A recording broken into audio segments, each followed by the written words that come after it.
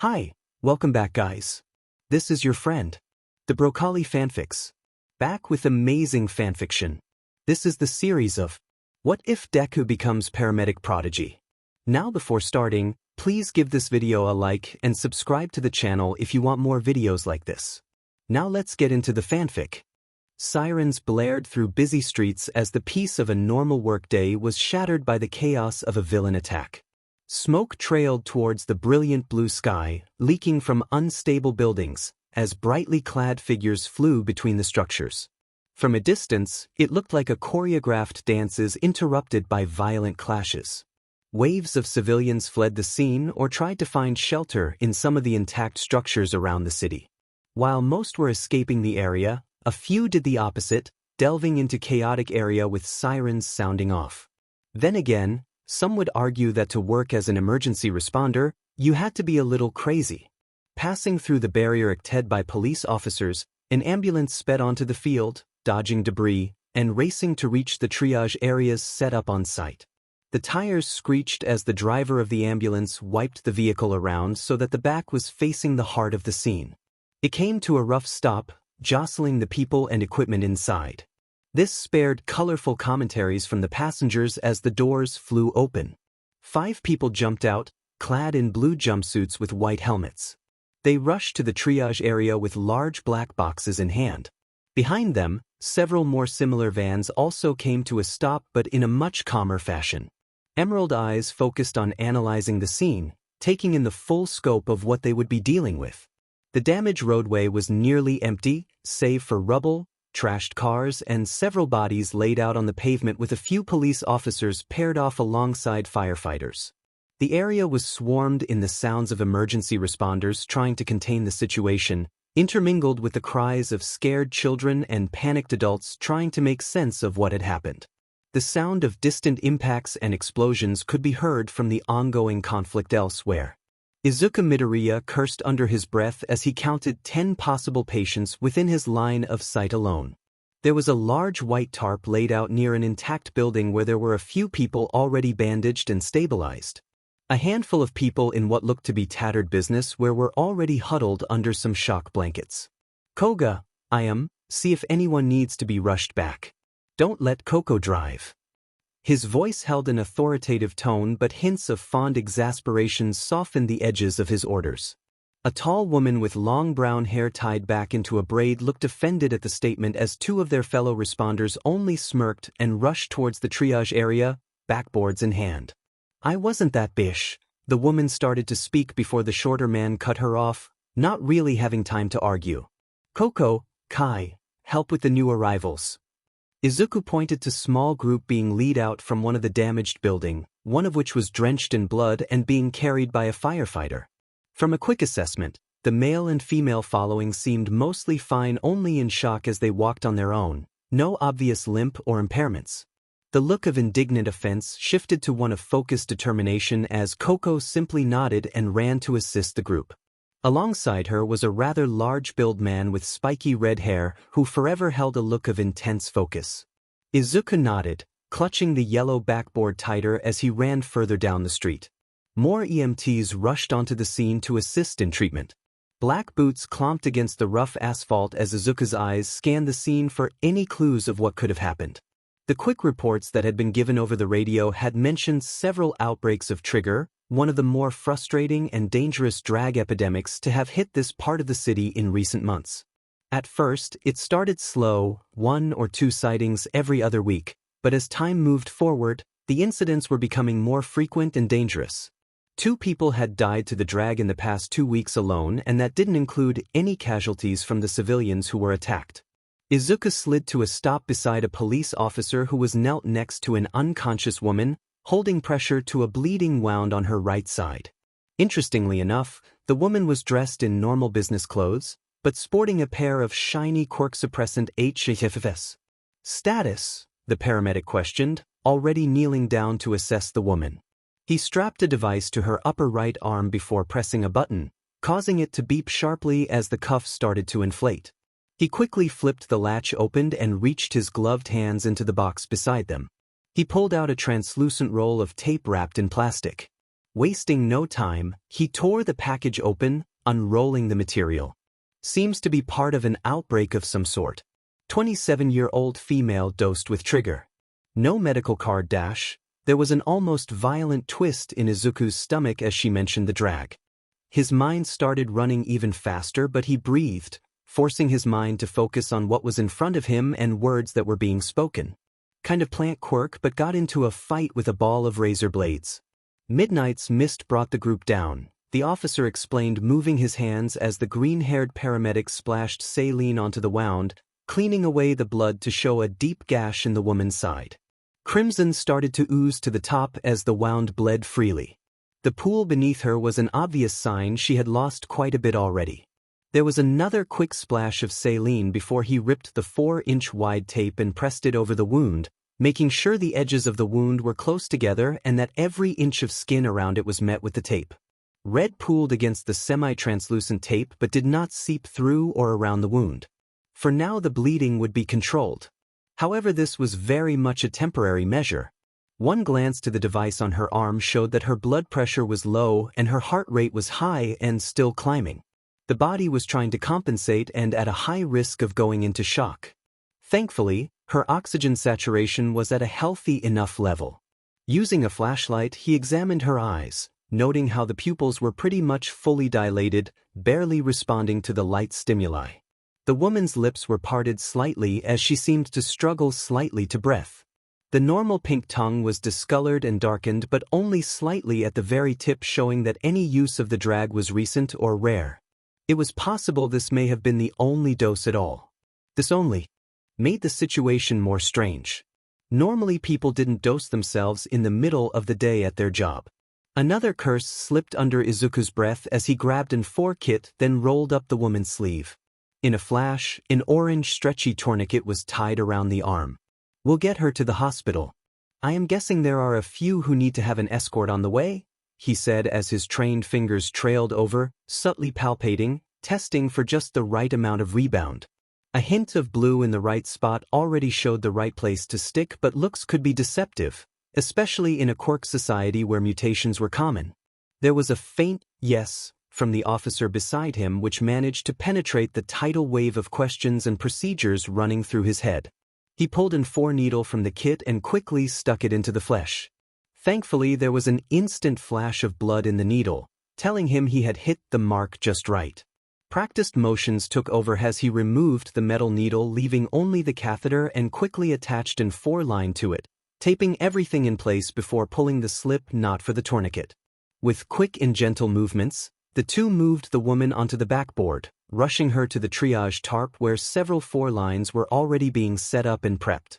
More people were gathering the injured together as some were being carted off to the hospital. 27, female, plant quirk dosed with trig, bandaged laceration, symptomatic blood loss. Izuku rambled off the immediate facts in shorthand as they got a bag of fluids to run on the woman while prepping for transport. Hopefully they had gotten to the woman in time to save her from any lasting injuries, though in the back of his mind, there was a growing sense of unrest. Outbreak of drag usage? As in multiple people at once? It didn't make much sense. From the quick glance around he had gotten, the only people around affected were those dressed as if they worked in the area, along with a scattering of people in more casual clothes. He finally noticed the cuffs around a handful of people, most of who were either unconscious or cooperating with officials. The only silver lining was the fact that this all happened towards the tail end of the morning rush. Any earlier and the situation would have been much worse. We got it from here. One of the other paramedics started with a thumb up before they moved the woman into one of the awaiting vans. More were slowly starting to show up to help relieve the police and firefighters who had been doing their best to treat the injured. Izuku took a second to calm his nerves as he removed the blood-stained nitrile gloves, then tossed them in a red biohazard bag. He needed to focus on the situation. Everything else could be tackled when there weren't any more people bleeding out. With another breath he turned, jogging back to the med box left behind in the move. Swooping a hand down, he grabbed the strap and continued jogging further down the street, wincing as the box collided with his side painfully but not slowing down. Mind running 1,000,000 miles a second, his eyes scanned around to see who was still left to assist. However, in his search he noticed something. The distant sounds of combat were not so distant anymore. Sheet, sheet, sheet, sheet. The panic chant grew more fervent as Izuku turned the street corner and spotted a giant raging bull in the distance charging down the street. "Everyone clear the street. Villain incoming!" he yelled, projecting his voice over the chaotic din of the crowd. This caused some of the response crews to pick up the pace in moving people away from the main street. Movement on the other side of the intersection caught Izuku's eye as he looked to see more people escaping the damaged buildings. "Over here quickly!" His voice roared over the increased sounds of people trying to coordinate. He waved his arm, catching the attention of a few civilians who were trying to flee the area and guided them towards safety. The small crowd of people fled past him towards the rest of the paramedics. There was a strange, sharp sound of crackling ice.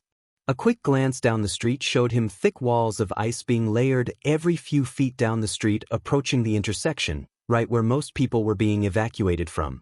There were only a handful of heroes who could create ice in such capacity and so quickly. Just behind the walls, streamers of white could be seen, forming some kind of barrier. Before he could catch a glimpse of the hero trying to put up blockades, a sharp cry caught his ear. Snapping his attention in the direction of the sound, he spotted a woman on the road. She appeared to be in rough shape. She was attempting to stand but was obviously having trouble getting to her feet. The sound of tearing paper and thunderous cracks of demolished ice grew louder and more oppressive with each second that ticked by. The ground trembled beneath Izuku's feet, sending terrifyingly powerful vibration up his body and only adding to the sheer terror of the approaching force. Without a second thought, the box was dropped on the sidewalk as Izuku bolted across the street. The only sound in his ears in that moment was his own heartbeat. His gaze was firmly locked on the impaired woman scrambling to get to her feet. Thankfully, she managed to at least get partway, standing enough for Izuku to bend low and catch the young woman. Strong arms wrapped around her waist. His legs kept moving, dragging the woman slightly before she was hoisted over his shoulder. Better to have a few scrapes and scratches than to be trampled to death. The move was far from smooth as his legs nearly tripped up with the sudden weight and trembling ground. Still, the pressure to survive was much greater as Izuku continued his mad dash across the street, carrying the woman into a narrow alley between the buildings. There was a sudden explosion. Chunks of the ice wall flew into the intersection, causing the pair to flinch and the woman to scream. Izuku slid the woman to the ground using his larger frame to shield her the best he could. The paramedic risked a look over his shoulder. Through the narrowed perspective of the alleyway, he saw an enormous bull standing nearly 10 feet from hoof to shoulder and impossibly buff. Long pointed horns stood proudly on its head as it let out an almost unearthly sound. Splattering of what could only be assumed as blood colored the ivory horns and chocolate-brown fur. The eyes of the beast were nearly white as its long darkened tongue lolled out of its mouth. To most, it was a downright terrifying sight. The creature bucked, powerful legs shattering what was left of the ice wall behind it as it let out another mix of a bellow of rage and demonic braying. A blur of blue slid past, a trail of ice encasing the beast's left side. It bucked wildly, flexing its muscles and forcefully contorting its body to shatter the ice. Powerful hooves slammed into the ground, causing a tremor to ripple out. There was a heart-wrenching crack as the buildings around them swayed and creaked. The foundation was already compromised and chunks of the buildings crumbled on the ground with thunderous noise. A white ribbon shot out from a higher vantage point, beyond the narrowed view, wrapping up around the bull's neck and upper body. Before it could attempt to buck, there was another lash of ice binding it from the front along with its legs. This did nothing but anger the bull more. It thrashed around violently and let out a deafening cry of pure rage. There was the sound of tearing as it appeared that the cloth was close to ripping and the ice seemed to crack under the force. The beast was about to break free once again when, out of nowhere, a white and gold figure shot up from the ground, fist extended. A devastating punch was rocketed upwards, straight into the bull's chin.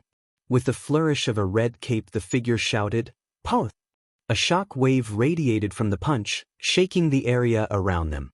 The powerful burst of air nearly knocked over everyone in range. A heartbeat of silent awe passed. Izuku watched with a myriad of feelings surfacing in that moment. Amazement, relief, and excitement, maybe a hint of jealousy and heartache. They all fluttered in Izuku's chest as he watched the famous Lemillion deal the final blow. A huge bright smile on the hero's face, one that would rival with All Might's back in the days. The moment passed as quickly as it came. Everyone breathing a collective sigh of relief as the bull went limp against the restraints. Cheers and applause arose from the crowds surrounding the intersection, congratulating the brave heroes for stopping the rampaging creature. Izuku's eyes trailed from the impressive muscular figure of Lemillion to the beast, his eyes narrowing slightly at the black tongue hanging limply from its mouth. The woman beside him shifted, snapping Izuku out of his thoughts. He looked to the woman with a slight smile. "Looks like we're safe now. Can you walk?" he asked gently as he slowly stood up, keeping a supportive hold on the shaken woman. "Why, thank you." She breathed a shaky sigh as she held onto the young man for support. She tried her best to be self-sufficient, despite the obvious wound on her right leg. "No thanks necessary," Izuku replied as he guided her right arm over his shoulder and wrapped an arm around her to help stabilize her gait. He started to move towards the exit of the alleyway. "Everyone all right in there?" A voice called as a white, yellow, and black-clad figure appeared around the corner of a building. The helmet on his face sported the same color scheme and looked very similar to a tape dispenser. A light of recognition went off in the EMT's mind as he recognized the hero as part of the new batch who graduated from UA a little over a year ago. Cellophane, if he remembered correctly. Izuku nodded, giving a slight smile. "Roughed up a bit, but everything should be okay. Here, let me help." Cellophane moved to help him escort the injured woman to the triage area. Izuku glanced over to the hero, a small bubble of giddiness bubbling up. His inner fanboy started to surface from under the work-focused mental space he had adopted. Despite being told he could never be a pro-hero by his idol, he couldn't bring himself to hate or even dislike the hard-working people who tried to keep them safe. Izuku was about to thank him when there was a crack from above. The buildings on either side of them started to crumble. Glancing up, he saw chipped bricks of concrete fall from a large chunk of the building about to collapse. The EMT shifted, forcing his two companions to move back and hopefully out of harm's way. A hand suddenly shot around the corner. Cold air burst down the narrow passage, followed quickly by ice forming along the wall and creating a thick archway above the trio. There was a loud crack as some rubble hit the makeshift overhang before tumbling harmlessly away into the back of the ally. "You really need to be more careful with your surroundings," a monotone voice spoke up as another hero appeared around the corner, hands still placed firmly against the wall. He was clad in a simple blue jumpsuit, not too dissimilar to Izuku's. It was the distinctive white and red hair which gave him up easily. The hero Shudo was standing there, scanning the area with mismatched eyes and trademark poker face. This only caused more flutters of giddiness to surface in Izuku, despite nearly being piled under more rubble. Had he been younger, he would have probably asked them both of an autograph. If he wasn't on the clock, he would have at least attempted to get a picture. "Thanks for the save," Cellophane replied, rubbing the back of his neck with a free hand. "Probably best if we get out of the danger zone," he suggested, tone slightly stressed and unnerved but upbeat. Izuku nodded slightly. "Thank you for the assistance," he said with a bright grin as they moved out into the open. Shudo simply nodded, face remaining neutral. Emerald Eyes couldn't help but spot large patches of ice coating the right side of his body. There was a subtle tremor in right arm. Before Izuku could say anything, the hero turned away, quickly moving to help with the clean-up and support the compromised buildings. Small trails of steam wisped off of him as the patches started to shrink. Izuku filed the small tidbit of info away for later, focusing back on his job. The energy and stress of the scene seemed to wane slightly as the threat was neutralized, leaving mostly clean-up and recovery efforts to continue with little impairment. Reporters slowly started to filter out of their hiding spots and out into the open to get their big scoop. Photos were taken as the large bull was restrained and sedated before being put in a large trailer by Lemillion. Those affected by trigger and unharmed were pulled into cops' cars while any who were injured continued to be treated and sent to the hospital. Analytical eyes scanned over the scene as thing started to wrap up, taking in the full aftermath. Bodies scattered as buildings were chipped away and made unsafe. The heroes had kept collateral damage to a minimum, but there were large trails of ice which would need to be chipped away as well.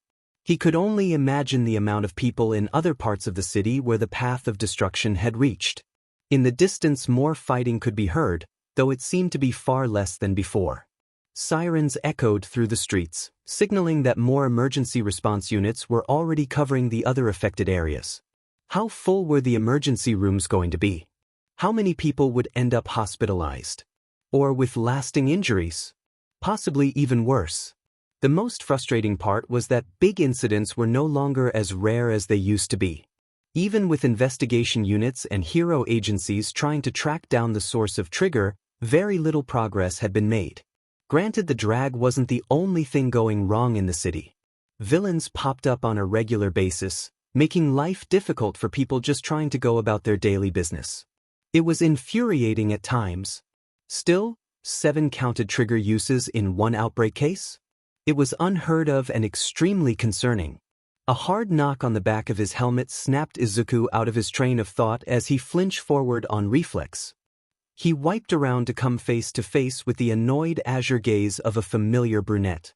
Her lips were pressed into a thin frown, hardening her heart-shaped face as she crossed her arms. "What have we told you about running out into danger?" Kokoro scolded as she glared down at the green-haired paramedic. Izuku fidgeted slightly as he avoided her annoyed eyes. "Not to, but listen, it was either rush in or have her get trampled," he argued, motioning to the triage area where the young woman was sitting with a blanket around her shoulders. There were crutches resting beside her as her ankle was bandaged, but other than that there were no other injuries. He would call that a win overall. "Besides, you still drive like a maniac even with us telling you to slow down." "Yeah, last time I checked, I've never been in an accident. The last time you pulled a stunt like that, you ended up needing to be rushed back on a stretcher," Coco pointed out with a huff, hands on her hips as she shook her head. Though her posture read as aggressive, concern showed in her eyes. He couldn't really blame her if she was angry though. He never really could shake off his little habit. Something dangerous happened and you could be sure that he would end up in the middle of it, trying to help as many people as he could. A majority of the time, he would come out with very few injuries, but other times, he hadn't been so lucky. Aches rippled along his chest, phantom pains from injuries that had healed for the most part. There was still small twinges of discomfort whenever he stretched a certain way, but he had been told he had been lucky that none of the damage had been permanent. The injuries had landed him on bed rest for a week and light duty for at least a month after that. He had been going stir-crazy the entire time. His only solace was the notebooks his friends had brought so he could entertain himself with copious amounts of note-taking and theorizing. "I'll be careful, honest," Izuku stated, holding his hands up defensively. He gave the most sincere and innocent expression he could muster. Despite growing in height and honing his body to be more athletic, he retained a youthful boyish appearance. As annoying as it was sometimes, it did at the very least help him get his way a little more than he should. "Let's just focus on wrapping things up here so we can see if there are any other stations which need backup," he stated, knowing full well that the conversation wasn't over. It probably would never be over, truth be told. Even after giving up on becoming a pro-hero and resolving to be a hero in a different way, he couldn't break the need to save someone from a dangerous situation.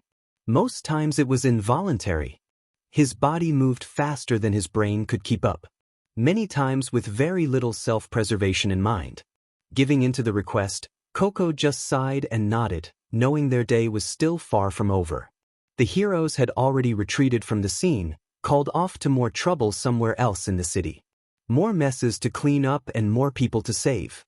The day had been a long and arduous one, that much could be agreed on by everyone who responded to villain attacks.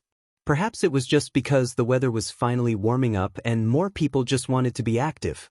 Perhaps it was a full moon? There was no real way to tell, but it had been one of the hardest days for Izuku for many reasons. His green hair stuck out messily in all directions, still damp from the shower he had taken at the hospital after clocking out.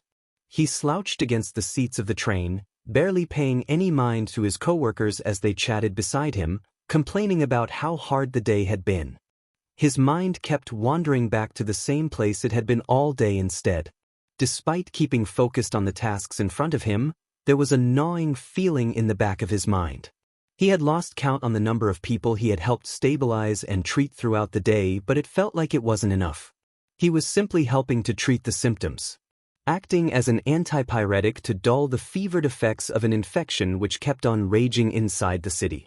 One that was starting to fester and spread, growing rampantly, unchecked with its cause unknown.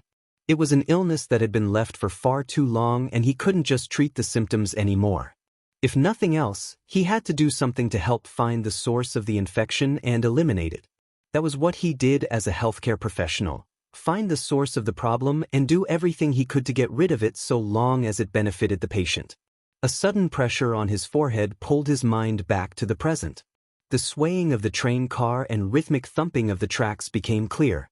The world pulled back into focus, unblurring to the sight of Coco's frown once more. Her blue jumpsuit had been traded for a brown jacket, green sweater and jeans. "Quit zoning out, your stop is next." Despite her tired and annoyed expression, her voice was gentle and only vaguely scolding. Izuku smiled softly as he shifted in his seat, stretching his arms over his head. Several of his vertebrae popped before his shoulders.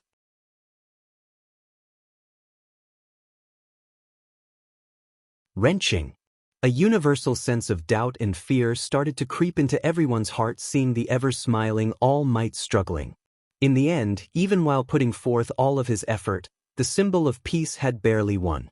Among all of the shouting and celebrating, one ominous warning was made by the #1 hero. "Next. It's your turn." The words were taken as a warning to villains by the general public, but thugs and blackguards took it as a challenge.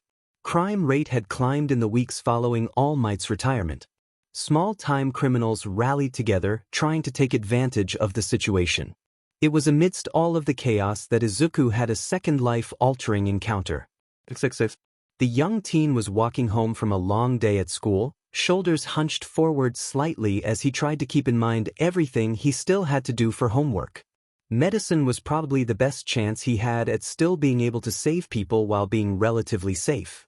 The other benefit was there were many avenues he could take or switch to down the line, some of which involved working alongside hero agencies. For the first time in months, he was starting to feel hopeful about his future again. A sharp cry drew him from his hopeful musing.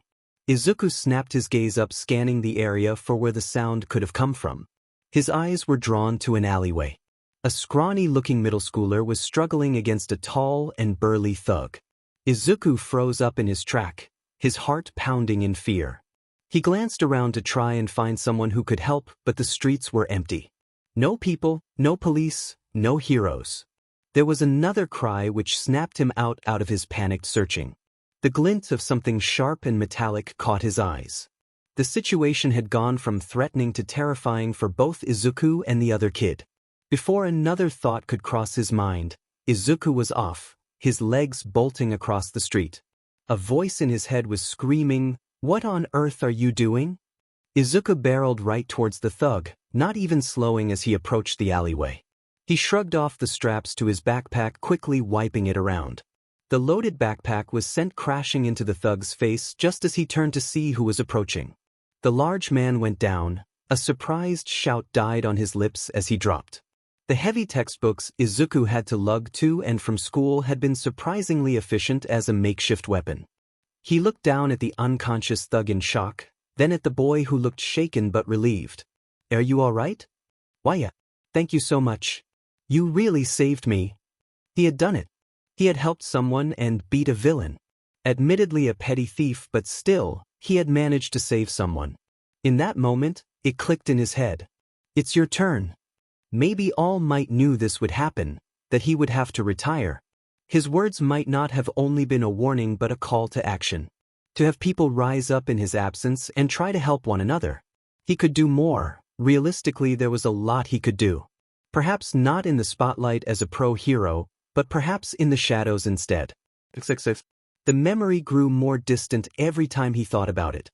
5 years had passed since, and in that time he had learned how to defend himself with a handful of different martial arts styles.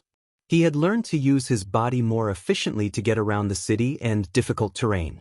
The numerous classes he had taken while in school also worked great for handling accidents and natural disasters.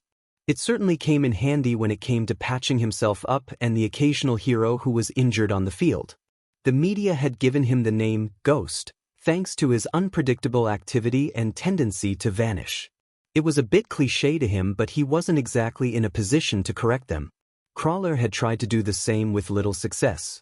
Even though it wasn't a name of his choosing, the alter ego of Ghost had done wonders for his confidence. His activity as a vigilante had been scattered over the years, starting out with simple things like stopping purse snatchers, shooing away bullies, and giving pep talks to people who needed it. It was a slow start, especially while he was in school due to how difficult his studies were. In trying to find his way, he stumbled and struggled, with many times failing to do more than make a mess. Thankfully, he made some friends along the way who also did what they could even if they weren't pros. He also did make a few connections with the more lax heroes, ones who didn't mind the help or extra pair of eyes around the troubled spots in town.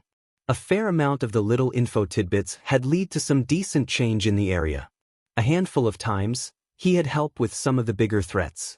Never landing the finishing blow, but it was enough to at least help. There had also been a few close calls with his identity being found out. Those had been a heart attack and a half. The last thing he could ever do is let that small secret slip. Otherwise, he would be out of a job for sure. Between his lack of identity and inconsistent activity, an air of mystery seemed to surround Ghost. This had many guessing if it was one person or several. It was amusing to read the theories every now and again. Pulling out of his own mind, Izuku stared down from the building he was perched. People wandered to and fro, many trying to get home either half-drunk or too exhausted to care. No one paid attention to the side streets and alleyways, focusing only on getting from point A to point B. It was the shadows which Izuku was paying attention to the most though. Small circles with readouts came across the visor, making each alley as clear as he searched for anyone who was simply loitering about. Half the time it was just a few punks staying out late, but other times the people who lingered in the side streets were trying to do business unseen. The lack of people made his job much easier, to say the least. He tapped the inside of his reinforced bracer and watched as his body disappeared from view, save for a vague distortion. It was decent enough to get away from a quick glance, but enough studying or sharp I could still spot him. Without hesitation, the young man bolted to the edge of the building. He barely noticed the quiet hum or vibrations which shuddered through the slightly bulky knee-high boots. There was an extra push from the boots beneath him as he leaped from one building to the next. A cushion of air eased the landing as he hovered across the building, moving the next few blocks down. Movement along the rooftops caused him to glance up to an adjacent roof as he spotted a familiar cloaked figure. A small smirk crossed his face as an idea popped in his head. He changed course. Smoothly gliding along the roof, he turned speeding as he reached the edge before leaping from one side of the street to the other, aiming to land on a slightly shorter building. There was a feeling of weightlessness as he leapt, and a certain amount of joy which came with seeing the world from such a vantage point. To most, such a stunt would have been terrifying, but Izuku couldn't deny he loved the small rush which followed any time he attempted similar feats. He tried to land as quietly as possible but failed to be completely silent. The slim male figure jumped almost like a frightened cat and turned quickly.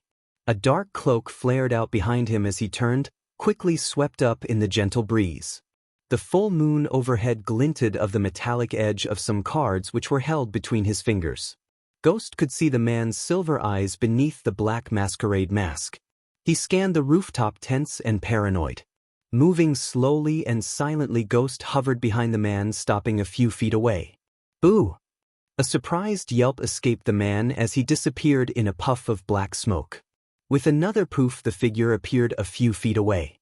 Izuku couldn't help the bout of childish laughter which escaped him as he watched his fellow vigilante. "Ghost, you are lucky I didn't stab you." The tone was one of exasperation and annoyance, but his body slowly started to relax. Ghost's laughter died down to small chuckles as he revealed himself. Shimmers of light faded to reveal a figure clad in a navy jumpsuit with a dark few accents around the arms and legs. The suit was slightly padded for protection but did little to fill out the young man's lanky frame. He looked harmless overall, but there was an explosive amount of strength hidden beneath the padding. The few who were unlucky enough to have an encounter with Ghost found that out the hard way. Sorry, it was too good to pass up," Ghost remarked, straightening up. "Couldn't help spooking the spook. Long time no see." "Right, well." The figure cleared his throat voice, taking on a smooth, even tone in comparison to the shock from before. "It's been a while. I didn't expect to see you around," Spook stated as he walked closer, cloak swirling around his legs as he moved. He was dressed rather finely. A white dress shirt visible under a simple black waistcoat, black slacks and dress shoes. A simple black cape hung from his shoulders, obscuring the tall, slim frame underneath. It danced and swirled with his movements. "Are you active again?" he asked, adjusting his white cloth gloves. The question was an innocent one, but still brought a sour reminder of why he had even taken a break in the first place. Being forced to take an unplanned vacation because he was too injured to even run didn't sit right with him. "I'm not exactly running around like this for fun," Ghost replied. Well, that wasn't the only reason he was out and about. He tapping the heel of the gunmetal boots together made him sink an inch or two as the hovering deactivated. A faint blue glow fading from the ring by the ankle. "Seems like there has been quite a bit of trouble lately with all these extra rowdy attacks. Figured I would lend a hand in trying to stop whoever is behind it," he stated firmly. Despite the slight modulation from the voice changer, determination was strong in his tone. He aimed to make a dent in the distributors of Trigger and make sure that they wouldn't get away with their crimes anymore. "Are you now?" the cloaked man questioned as a smirk curved his pale lips. "That's a bold claim. Word through the grapevine is that they have some pretty strong backers," Spook added, his tone suggesting that he knew more than what he was leading on. "Oh, care to share?" Ghost questioned, leaning forward slightly as if they were school kids sharing secrets. The taller man brought a hand to his pale chin in thought. "Perhaps, but only because I like you." Izuku smiled under his helmet. If there was anyone who could give him information, it was Spook. His abilities and talent for stealth made him a force to be reckoned with when it came to reconnaissance. "Totally not because I've stitched you up, what is it, 7 times? Ghost crossed his arms over his chest. "Those were only very minor injuries." Spook's tone was innocent and nonchalant as he pretended to dust something off of his vest. "So, word on the street is that the group behind this little drag is going by the name Villain Factory." "That isn't ominous at all," Ghost muttered, his tone dripping with sarcasm as he shook his head. The movement almost looked over-exaggerated with the black motorcycle helmet on his head. It was a simple design with the bottom half colored a dark gray, fitted with speakers and respirator. "Shush, I'm telling the story," Spook gently chided. The odd thing about this entire situation is that very little money has really been stolen or anything of value taken in any of the attacks. Some of the attacks have been for petty cash from a register, but nothing like a bank. His long black cape swayed in the breeze as he started to pace along the rooftop. Aside from the targets being of the more questionable moral persuasion, there is little to nothing connecting them. The only other common thread is they live in the city, he explained before snapping his fingers. There was a pair who seemed to have some sort of animosity towards one another and used the drag to win some sort of turf war. He paused, turning to Ghost fully. "There is only one other major trend. Many state that they were approached by an average-looking salaryman with a briefcase. The ages tend to vary, however the type of person has always been the same." "That is very nondescript," Ghost admitted with a heavy sigh. "Though I suppose there is a reason no one has been able to find much about this group." He tapped the side of his helmet as he gave more thought on the matter. "The latest attacks seem to have been even more random than previously. Before there was at least a common trend, right?" "For the most part," Spook replied with a nod. "There is some speculation that they take advantage of thugs and the downtrodden. Though the last incident was quite literally a bull. Hours after the drag normally wears off, the bull is still a bull, so it wasn't some sort of quirk. Though it was also quite large. Unnaturally so. The The sound of a crash and the tipping of trash cans interrupted them. Both looked in the direction of the sound. A high schooler, by looks of the uniform, was running down the streets, chasing a large masked man and shouting obscenities. Stolen purse was somewhere mixed into the curses as everyone on the street part like the Red Sea. Oh my, it seems we have a small situation. Of course, mind getting us there? Ghost requested, tapping the side of his helmet. The visor zoomed in on the situation. Preferably between the dash. Before he could finish the clarification, smoke engulfed all of his senses and the feeling of weightlessness took over. The smoke cleared as quickly as it had enveloped him, leaving them at ground level. Teleportation was not a sensation he would ever get used to. Stop right there. Spook commanded loudly, holding out a hand in dramatic fashion. Out of my way, losers. The thug demanded as he seemed determined on bulldozing right through them. Ghost saw exactly where this was going. He slipped to the side, allowing just enough room for the man to pass. As he took a few steps to the left, he reached to the black utility belt. He ducked under the inevitable elbow thrown in his direction before turning and pulling a gun from its holster. He quickly took aim and fired at the legs of the petty thief. A red cable with weights tangled around the criminals. The overly large man let out a surprised shout and hit the ground with a very solid thud. And done, Ghost stated as he walked over to the thug who was rubbing his scratched and scuffed face, the makeshift mask pushed up. All right, big boy, what is all this about? He questioned, standing just out of the man's reach. None of your FING business. The beach had it coming. The man shouted, slamming his fist into the ground, causing a slight tremor in the ground. A few loose pebbles nearby danced at the sudden vibration. All right, buddy, calm down and return what you stole. Ghost crossed his arms before glancing up, seeing a rather rowdy-looking red-haired teen with what looked to be biker boots stomping up to them. Probably better than deal with the alternative, he suggested, realizing that this girl was probably not the kind you wanted to PSS off. He spotted a yellow purse beside the man and quickly snatched it up before the thug had a chance to grab it. I swear I will castrate you with a rusty spoon. The girl screeched, her boots clomping against the ground as she stormed up to the trio. Her hair was a mess and the right side of her face seemed to be a tad bit swollen. Inwardly, Ghost flinched at the statement and how intense the girl seemed. Thankfully Spook stood in the way, unfazed. I doubt that will be necessary, young miss. He stated in a very gentlemanly tone followed by a bow. The man has been apprehended and we will return your belongings, he explained, standing up straight once more, trying to remain as charming as possible. The girl seemed to be taken off guard by the masked man who stepped in her way before she aggressively pointed to her face. The F-dash? You think I am just going to let him walk away after punching me? Fatty here is going to get his butt beat. She slammed her right fist into her left palm as if to prove a point. A malicious sneer crossed her face which sent shivers down Izuku's spine. This girl was far too familiar to a certain blonde for Ghost's liking. Effing beach. Say that to my face, the thug shouted, jerking himself up into a sitting position. He looked like he was about to jump up and lunge at the girl. If the cords had not been tied around his legs, he probably would have. Ghost sighed heavily, peeking at the wallet inside the purse to ensure that it was in fact the girl's, while Spook tried to neutralize the argument. Though it was becoming very clear that his usual suave charm fell on deaf ears. The vigilante was a toothpick between two mad dogs barking at one another. Ghost tossed the purse over to the girl. The screaming paused for a moment as she fumbled to catch her purse, nearly dropping it. All right, kid. You have your belongings back. If you beat this guy up, you'll get in trouble.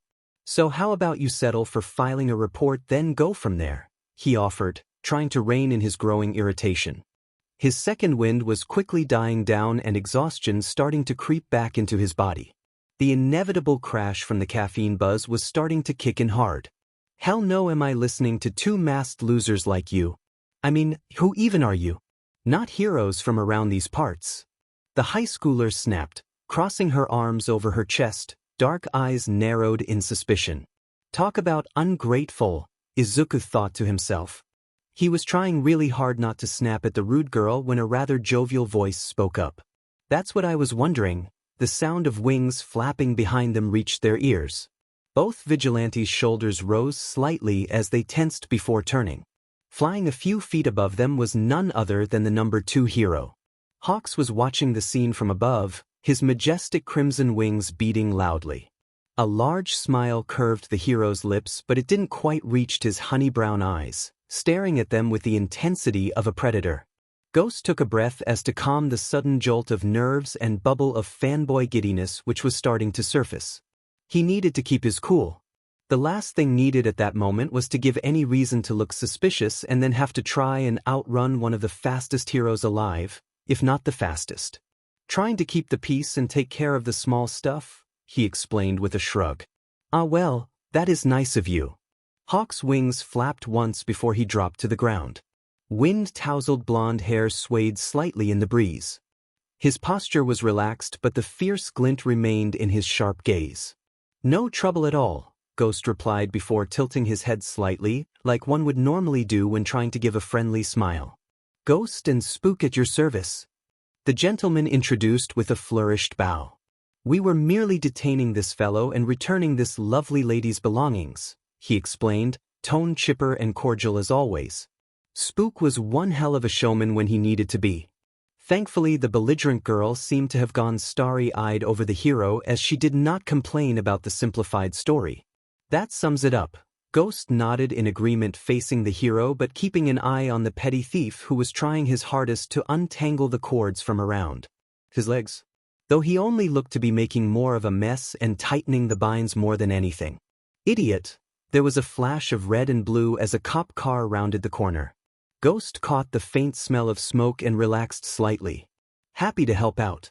Later, he chimed as smoke engulfed his senses once more. Hawks tensed as the two vanished before blinking several times, realizing he had been left to take care of the situation. Rude. That was way too close. Ghost let out a relieved sigh as he leaned up against the wall of the building beside him. The pair had only moved a few blocks away, but it was far enough, as long as no one immediately started looking for them. It was a mixed bag when it came to heroes and how they viewed vigilantes. Generally, as long as you didn't use excessive force, they didn't mind. Some found them helpful, others made it their mission to track vigilante down as if they were worse than the villains. Hawks fell in the first category, but there was still an undertone of paranoia. Every few months, there was a push to clear the streets of the reckless, self-righteous hoodlums, as some people referred to them as. I would not worry about Hawks, the cops on the other hand. Spook trailed off with a shrug. Well, it was nice running into you and all, but I think I will call it quit for tonight, Spook sighed, while adjusting his vest slightly. Yeah, same, kinda disappointing night overall, Ghost lamented, stretching his arms over his head. The lingering sense of wanting to do more still gnawed at the back of his mind. He had done little to nothing to help with Trigger. Nonsense. We managed to stop a thief. And potentially some sort of fight altogether. That's pretty good, the gentleman retorted in a jovial tone, trying to find the silver lining. Yeah, but I wouldn't call that a hugely successful night. The shorter man's shoulders slumped slightly. Hey, we can only do so much.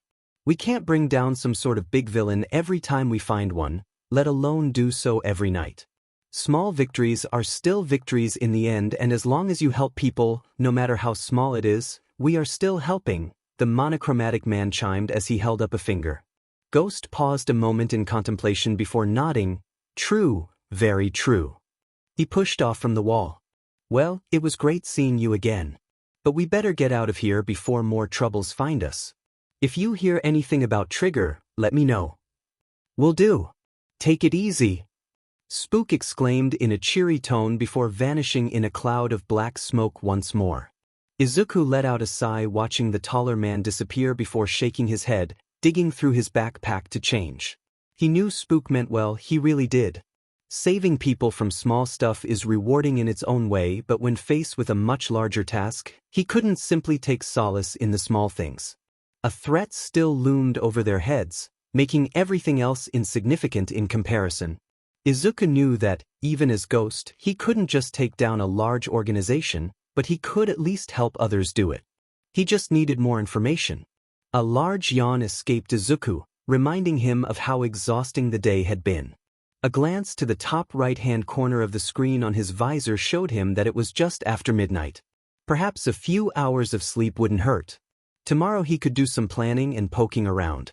Loud annoying beeping blared repetitively at 7 a.m. sharp, jolting Izuku from his sleep. Disoriented grumbles escaped him as a hand fumbled on the nightstand. The phone was nudged onto the carpeted floor with a mutated thump. Muffled curses were huffed as the mound of pillows and blankets shifted and an arm reached down from the bed, patting the ground. Clumsy fingers brushed against cool glass and the irritating chirping finally quieted, leaving only the sound of a passing train nearby. It was too early. Painful pressure pulsed behind tired eyes as Izuku slowly forced himself to sit up. He emerged from the comforters in little more than a pair of worn gray sweatpants. He knew he would regret staying up to take notes on his frustrating slim discoveries about Trigger. Why did he have to be up this early? Several tasks flitted through the haze of his dazed thoughts, reminders of appointments and stops that needed to be made. Right. Still half asleep, the young man grumbled and stumbled out of his bed. Small gaps between the closed blinds allowed enough light to filter into the room so he could see without it being painful. The room was messy with clothes scattered alongside papers and books, concealing the beige carpet beneath. A chair sat in the far corner, heaped with mostly clean clothes that he had been too busy to sort out. Posters of a variety of heroes covered the walls, sometimes overlapping. All Might posters hung around the messy desk fitted in a corner by the window. As the posters spread along the wall, other heroes made an appearance. Best, Genist, MP Lady, Ectoplasm, Hawks all scattered across the walls, slowly fading into more recent heroes such as Froppy, Creati, Uravity and Shudo. There was a dresser beside the door, simple and black. Upon it sat a large collection of All Might memorabilia with a scattering of other heroes with a thin layer of dust between the items. I should really clean up, Izuku muttered to himself as he scratched the back of his head, messing his hair up further. He shuffled out of his room, stumbling in a drowsy state but managing to get through it with no added bruises. Blinding bathroom lights only made his headache worse as he muttered a curse. Tired, verdant eyes stared back at him in the mirror. He'd long since gotten used to the bags under his eyes. Since high school, his sleeping habits had not been the best. Exhaustion weighed heavily on his shoulders as small whispers of doubt started to surface. Keeping a balance between work and his hobbies was already a struggle. Could he keep up with his new job and try to take down Trigger? Something not even authorities and real heroes had managed to do, and they had an entire force. Even the Trigger-happy villains were starting to give heroes a real challenge. Kudesh. Before another thought could form, he slapped both sides of his freckled face. The stinging shock broke the spiral before it could start. I can do this, he breathed, a spark of determination flickering in his eyes. After this, Izuku's morning routine went as normal. The shower woke him up fully, the heat helping to ease the headache. Cleaned up, dressed in a simple pair of jeans and an All Might t-shirt, Izuku padded out into the living room. The space was cozy and cluttered with books, papers, folders and notes. On the far side of the room was a large bookshelf filled with a combination of textbooks and notebooks. Each one filled to the brim with notes he had taken over the years. There was a well-worn dark gray couch with an old TV sat upon a rickety-looking TV stand. An oval birch coffee table stood between the two, scattered with notebooks and a few hero magazines. Similar posters to the ones in his room migrated into the living space but limited to only a handful. Tucked in the corner was a small simple kitchen with stools set up on the other side of the counter to eat. A few dishes sat on the countertop but went ignored as Izuku started the coffee maker, finding that to be the most important thing. With coffee in hand and a bowl of microwaved miso soup, Izuku checked his phone. Several notifications for missed messages and emails were waiting for him. He sipped his coffee, enjoying the warmth as it spread throughout his body, half-lidded eyes scanning over the text on the screen. There was a message asking for people to work the late shift. Even though it was his day off, he gave it some serious consideration. It always sucked to be short-staffed, it just made their job more dangerous. The next message was from Coco warning him not to take the extra shift. The small text brought a smirk to Izuku's lips as he heard her scolding voice in his mind. With a small chuckle, he brought up the keyboard. Kokoro, do not go in. I will tie you to the bed myself. Kokoro, you better have slept. Izuku, kankawai. Komo. I'm being serious. Izuku, NCST isn't my thing. I did sleep though. Kokoro, I hate you so much right now. Izuku, don't worry, I have no plans on going in. Yet, Izuku thought to himself with a smirk before taking another sip of his coffee. He knew Koko was not a morning person, but it was fun to taunt her. The threat just made it more tempting to take up the extra shift. He wasn't on the hospital's schedule anymore. However, his boss had been nice enough to leave the door open in case he ever wanted to pick up shifts.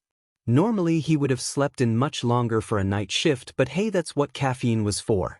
Several notifications popped on the screen as the clock ticked over to 7:30, reminders of everything he had to do that day. Among them was taking some documentation to Team Idayton's office. Izuku couldn't help but smile, thinking back to the morning he had opened the email stated he had gotten the job. It had been phenomenal news for him. He had been hoping to get a job as a hero agency paramedic right out of school. Unfortunately, every application was met with rejection. All of the agencies required at least 1 year of experience. It was understandable.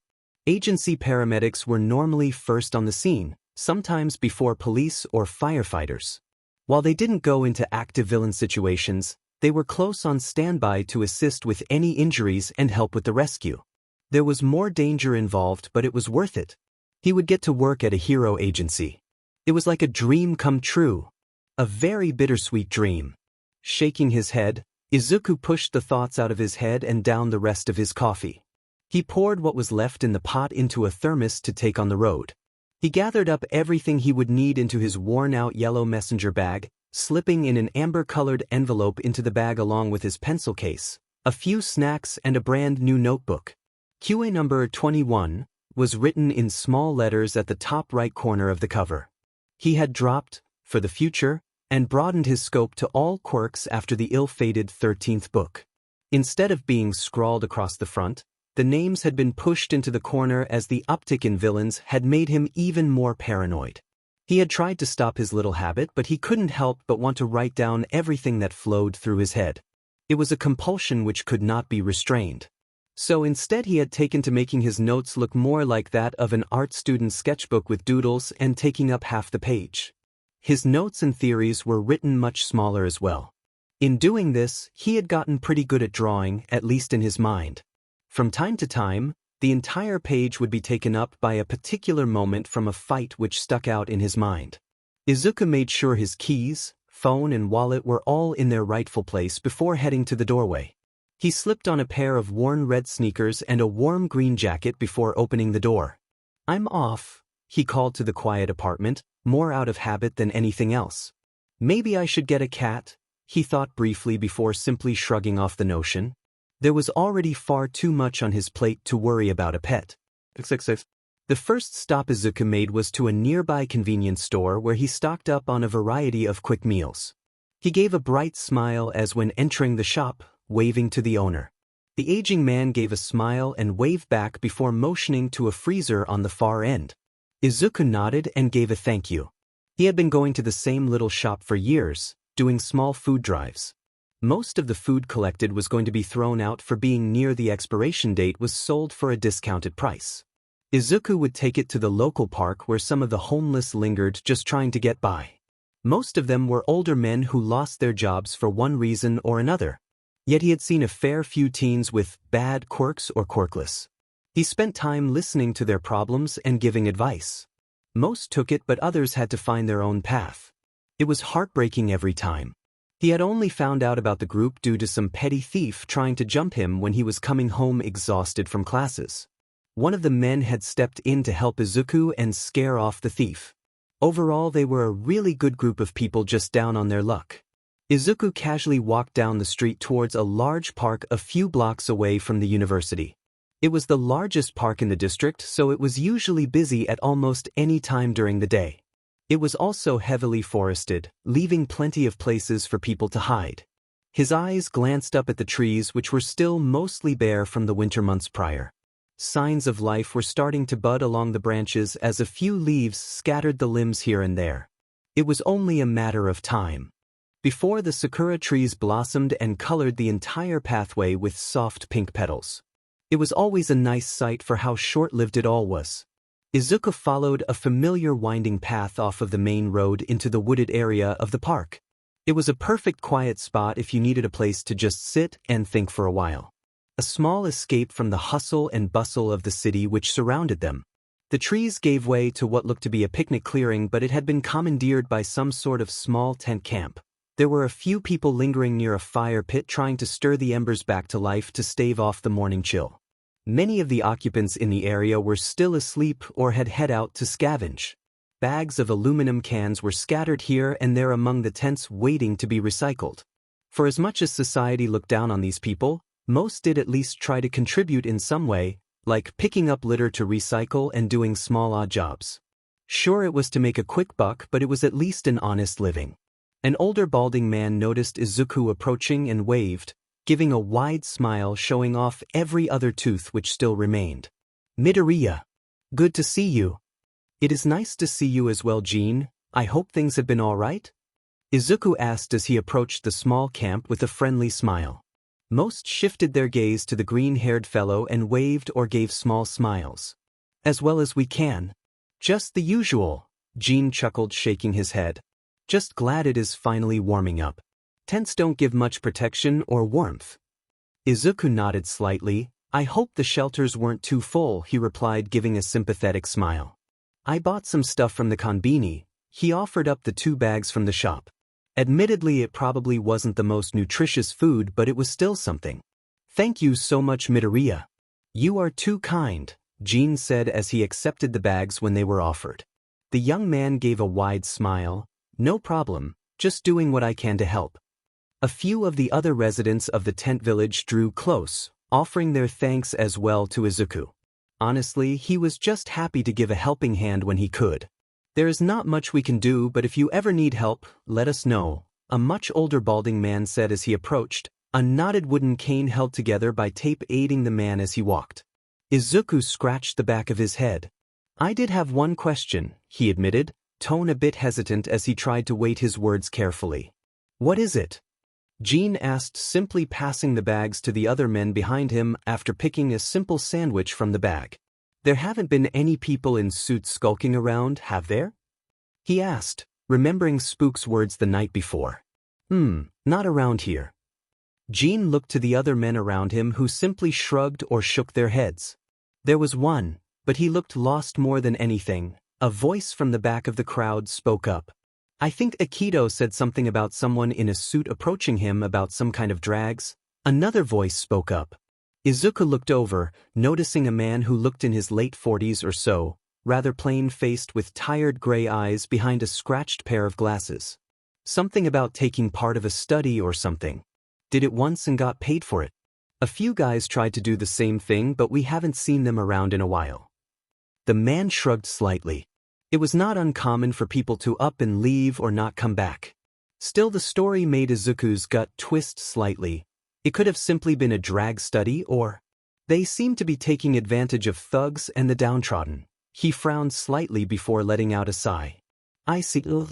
Just be careful, he warned softly, not really wanting to get any of them riled up on just a hunch. There have been rumors going around about some kind of shady gang taking advantage of people. Some say it's connected to the random villain attacks. The group muttered to one another, sharing concerned glances and frowns. The fact that people were trying to take advantage of their state wasn't exactly new. But the last thing any of them wanted was to end up on the wrong side of a hero. Thank you for the warning, we will keep an eye out and be careful, Jean said before cracking a huge smile. You're such a good kid. Izuku chuckled, scratching the back of his head. Thank you, but I'm just doing what I can. If you can spread the warning around, all right. You got it. No problem. We'll keep our eyes peeled for anyone shady. The men all nodded, giving small smiles and thumbs up. The twist in Izuku's gut eased slightly. He might have made a small impact with his warning or made no difference at all, but the important part was that at least the homeless might not fall victims if anything were going on. The men had it rough as it was. A chime went off on his phone and he glanced to his smartwatch seeing it was already 8. Right then. Sorry, my visit is so short this time. Be safe, guys. I'll try to stop by in another few weeks. Take care. He waved, adjusting his bag slightly. Take care, Midoriya. Thank you. Be safe. The group called, waving and bowing to the young man as he disappeared into the trees back down to join the main pedestrian path. Izuku glanced back, letting out a small sigh, hoping his warning would be enough. He felt only slightly better about the situation before pushing on to his next stop. The next stop on his list was only a 15 minutes train ride away. A short trip, thankfully, as it was a nightmare trying to stay on the train for any longer. Rush hour made it so that everyone was crushed together in the cars. He used the small break to scroll through the news feed on his phone, seeing it had been a slow news day. Most of the stories still swirled around the attack from the day before with a drip feed of information. It was definitely classified as another trigger attack, but the suspects didn't even know what happened. Most claimed to be going about their normal day before feeling a sharp pain, then what could only be described as an acid trip. Were they all just randomly drugged? Did someone use their quirk to administer the drag? Darts? Bullets? Aerosols? There were still too many unknowns. The biggest seemed to be how no one knew where the bull came from. Exceptionally wild cattle did not just wander the business district. The people who had been arrested were released with no one charged for the attack. More people were becoming annoyed at the ongoing problem as time went on. I'll definitely be busy, Izuku muttered to himself before pocketing the phone as the next stop was announced. Carefully, he managed to wade through the tide of people, following the current out of the car before he could be swept back into the train by the oncoming crowd. Once outside in the open air, Izuku relaxed. He made quick work of the walk, taking in all of the local shops and eateries for future reference. He stopped in front of a 4-story building which didn't stand out too much from those around it, others aside from the logo of a man running silhouette with a circle behind it. Small flutters of nerves stirred in his gut, but a deep breath quailed the anxiety before it could take root. This was the beginning of a new chapter in his life. They had chosen him to work there. He had to make his best impression. With his confidence up, Izuku stepped forward, reaching to open the door when suddenly it flew open, smacking him in the face and causing the green-haired man to stumble back, slightly reeling from the blow. Everything seemed to slow down in that chaotic moment. The din of the street crowd was quickly overtaken by the loud voices in the middle of what seemed to be bickering. Through all of the voices, one rough and rather aggressively boisterous voice struck him. Wide watery forest green met angry crimson, and suddenly Izuku was back in middle school. Ghosts of heat searing his skin from the memories believed to be forgotten. For a moment the two stared at each other, recognition shining brightly among the myriad of other emotions which reflected in the shared gaze. Bakugo! A stern and exasperated voice cut through the haze. See, this is why you need to be more careful. A man about their age approached them, as navy blue eyes were fixed on the young hero from behind square frames. Bakugo nearly spat, his gaze never leaving the shorter male. Even as both grew older, Izuku could never quite catch up with the blonde, in many ways. The hero's eyes only narrowed further as the voice of reason was ignored. Deku? The F are you doing here? Several impulses ran through Izuku's mind, old ingrained habits screaming to flinch or flee from the blonde. They both had changed over the past 5 years. Bakugo wasn't the only one who got stronger. Hands lowered from his bloodied nose as he stood up a bit straighter, meeting Bakugo's gaze. Long time no see, cock, Bakugo, he replied, biting back on old habits. Izuku managed a weak smile. I'll start work here next week. Midoriya? The voice pulled Izuku's gaze to meet his boss, Ida Tenya. See, Bakugo, this is why you can't just throw door open.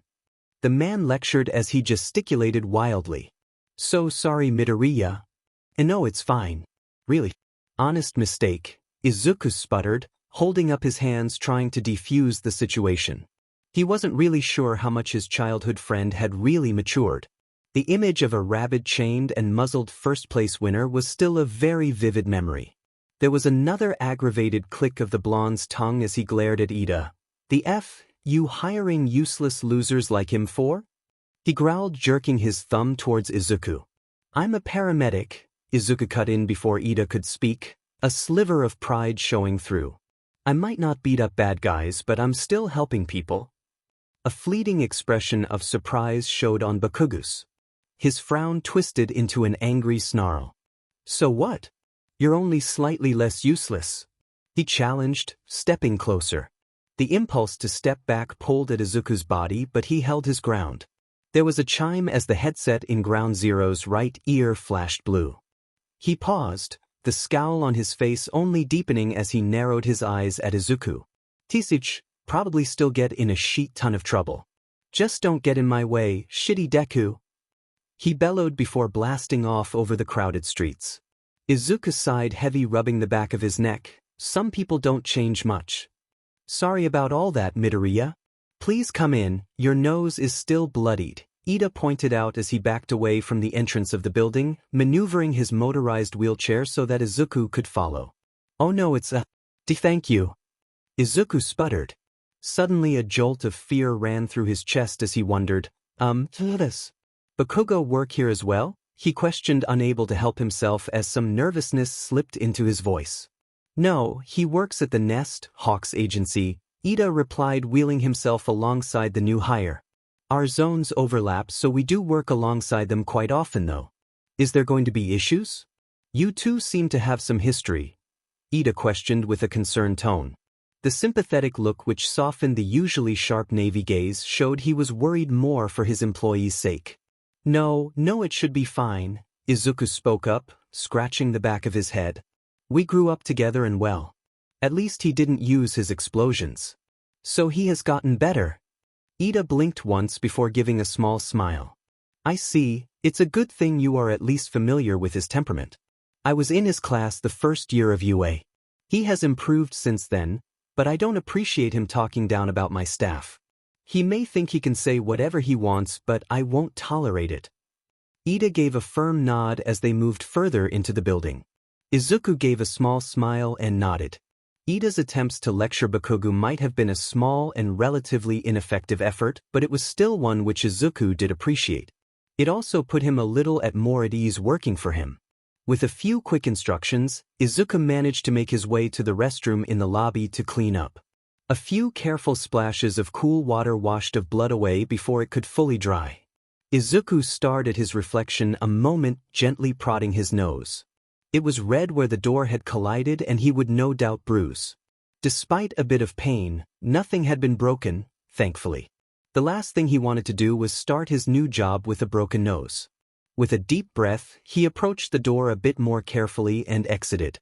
His gaze caught Ida, who was speaking with the receptionist. He approached with a small smile. Sorry for the wait. I brought the papers that were needed, he said, shuffling through his messenger bag and pulling out the folder. All of them are copies for you to keep, to make things easier. Ah, wonderful. We can get everything filed away then. Ida grinned, accepting the paper and handing them to the receptionist. Make sure that Masao receives these, he instructed. The packet was accepted. With a nod and a smile before Ida turned back to Izuku. Do you want to pick up your uniform and a tour of place now or next week? Oh, I suppose if there isn't a lot going on now, it might be best. Better now than when it's dash. Before Izuku could finish, a sharp beeping sound went off from the wheelchair. Ida tapped the headset in his right ear, a frown etched on his face as it looked like something had happened. Apologies, Midoriya. It seems there is a situation which needs handling, Ida stated as he tapped a panel on the left armrest of his chair, bringing up a holographic menu. Oh, no problem. Part of the job, right? Izuku nodded before glancing to the door to the stairs, which were thrown open and 3 figures came running out. 2 brunette girls, one in red and the other in pink. The third person was a familiar male with 2-toned hair. He moved back slightly to stay out of the way of Kriati, Uravity and Shudo. All 3 bolted through the lobby. The flutter of admiration returned but was tempered by nerves. Wow, must be pretty serious, he muttered softly before seeing a large white truck with the agency logo on it pull up to the front of the building, allowing for the team to scramble together. Excuse me. I'll see you Monday, Midoriya. Ida spoke up hurriedly before his chair zipped off at an impressive speed to assist in coordinating everyone. A feeling twisted in his gut as an impulse to follow struck him hard. No, they have multiple pro heroes, not to mention Bakugo is in the area as well. He might already be there. Knowing him, he scolded himself, knowing that without his gear or uniform he would just be another civilian. Probably in the way more than anything. His eyes trailed after the large truck as it took off. Izuku stepped out of the agency, watching as they sped away, the sirens echoing down the block as emergency services all scattered to suppress the threat. Forcing himself to turn away from the danger, he made his way to the train station. He had no clue where to go and it seemed quite the distance away. Letting out a heavy sigh, the young man made his way down the stairs down into the station. His eyes were cast downward as he moved along with the crowds. He quickly scanned his pass, continuing to move towards the platform. Weaving his way around the people lingering around the platform, he walked towards the back half where the train would stop. Izuku leaned against one of the large columns, then dug into his pocket a moment to fish out his phone. He scrolled his text messages and pulled up a conversation with Ame. Izuku, hey, on my way, should be there in a half hour. Did you eat? He sent the message and stared at the phone for any sign that it was received before the train's arrival was announced. He looked down the tunnel watching as 2 points of lights quickly expanded and brightened. Within seconds, the train arrived, screeching to a halt. There was a quick exchange of passengers before the train was off again. The car wasn't as full as it had been earlier, so he managed to grab a seat. Green eyes focused on the screen once more, checking for a reply. He simply sighed not seeing one and brought up the browser. He quickly searched the news sites but nothing had quite surfaced just yet on the new villain attack. He mindlessly started browsing around, eyes falling to half closed as his thoughts started wandering. The dull ache in his face pulled his mind to the brash blonde. It seemed old habits lingered, even if they were accidental. He shouldn't have been surprised. He knew Bakugo would be in the city working. It had been a miracle to not have run into him in the past few years. The times he had responded to a scene in which Ground Zero was working, Izuku just blended into the crowd of workers. Even with the tension between them, he still admired the rising hero for his adept control of his quirk and tactics.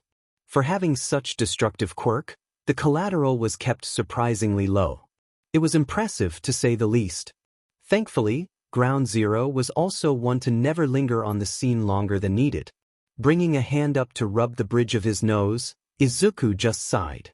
It didn't surprise him that Bakugo still held the same low opinion. Perhaps he could change it with time? There was no telling if things would get better or worse, but he at least had to try.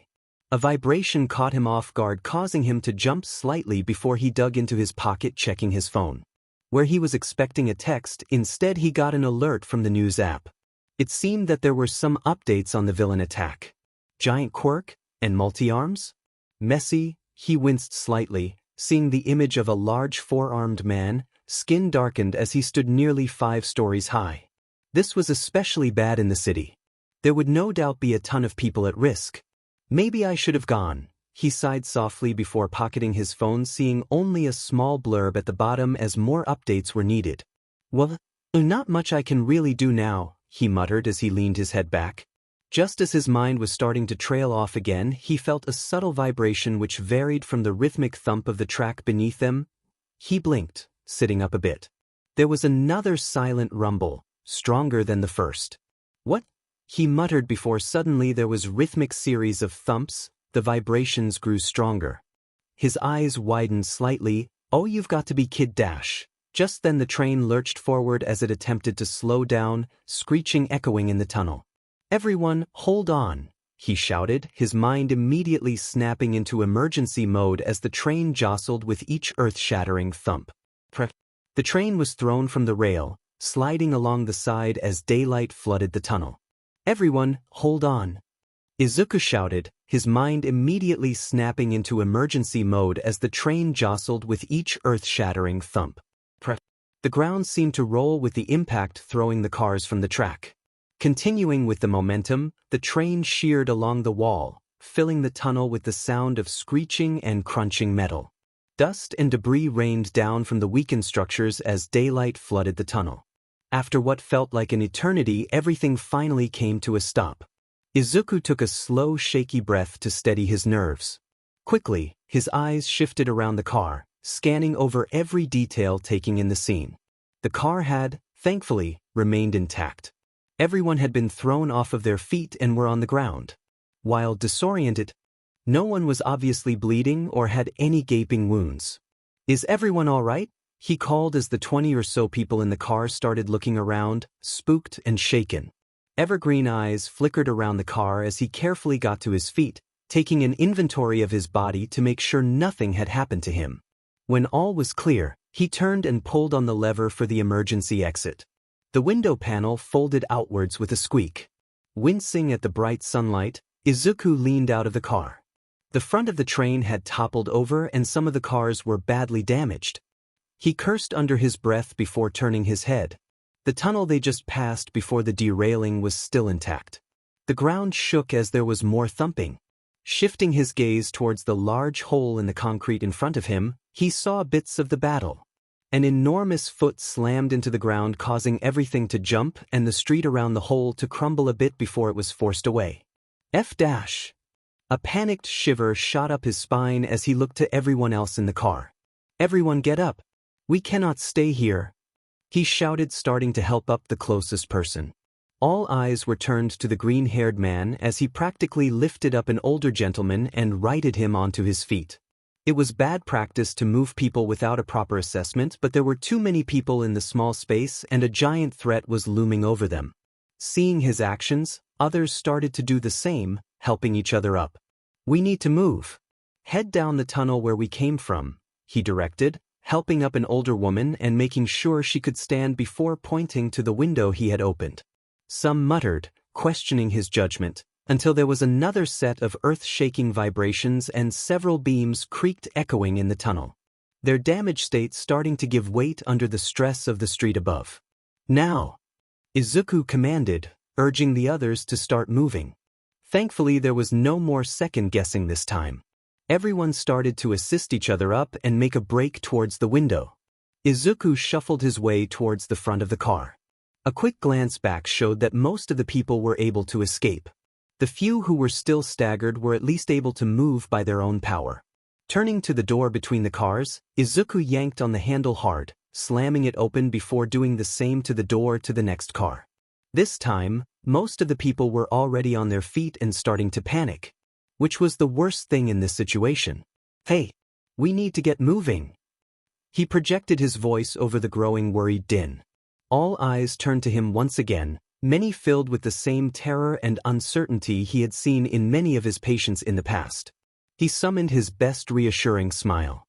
"We can get out of here, we just need to stay calm and move," he urged, then pointed to the window. "Pull the emergency lever." An older gentleman near the window spotted the yellow handle and pulled on it. "Good, now help each other and get moving," he instructed, holding a hand out to a young man who was still on the ground. There was more shaking from above, which caused several people to start panicking and scramble out of the train car. Some moved through the door that he had opened using any available exit to them. Much like the previous car, there weren't any major injuries. Just a few scrapes and cuts, some sprained joints and bumped heads, but people could still move. Izuku hurried past the car of exiting people. "Head back the way we came," he called. It might have been obvious, but in this situation, logic seldom came into play. He spotted the door to the next car was already open with people starting to crow around the escape point. There was no way he was going to get to the next car that way. He shifted to jump out of the second window that had been opened. He easily landed on his feet and continuing towards the front of the train. Thankfully, there were more people in the tunnel up ahead, so he didn't have to yell for everyone to get moving. Some even managed to figure out the emergency windows. Ruble fell into the tunnel as explosions and the sound of battle could be heard above. People stopped to glance up before hurrying towards their escape. Izuku sighed before feeling a strong tremor once again. This time, though, it did not let up as it felt as if there was an earthquake rocking the city. Everyone wobbled on shaky legs before being knocked over as another thunderous crash echoed from above. A shock wave rippled along the ground. Izuku barely managed to keep his feet under him as he braced himself on the car beside him. Terrified screams echoed throughout the tunnel as parts of the ceiling came crashing down around them. After a few agonizingly slow seconds, everything calmed down. Izuku took a shaky breath, standing upright again. His gaze scanned over the scene for new dangers as several power cables were now laying on the ground. Electric sparks flickered dangerously. "Wonderful," he muttered under his breath.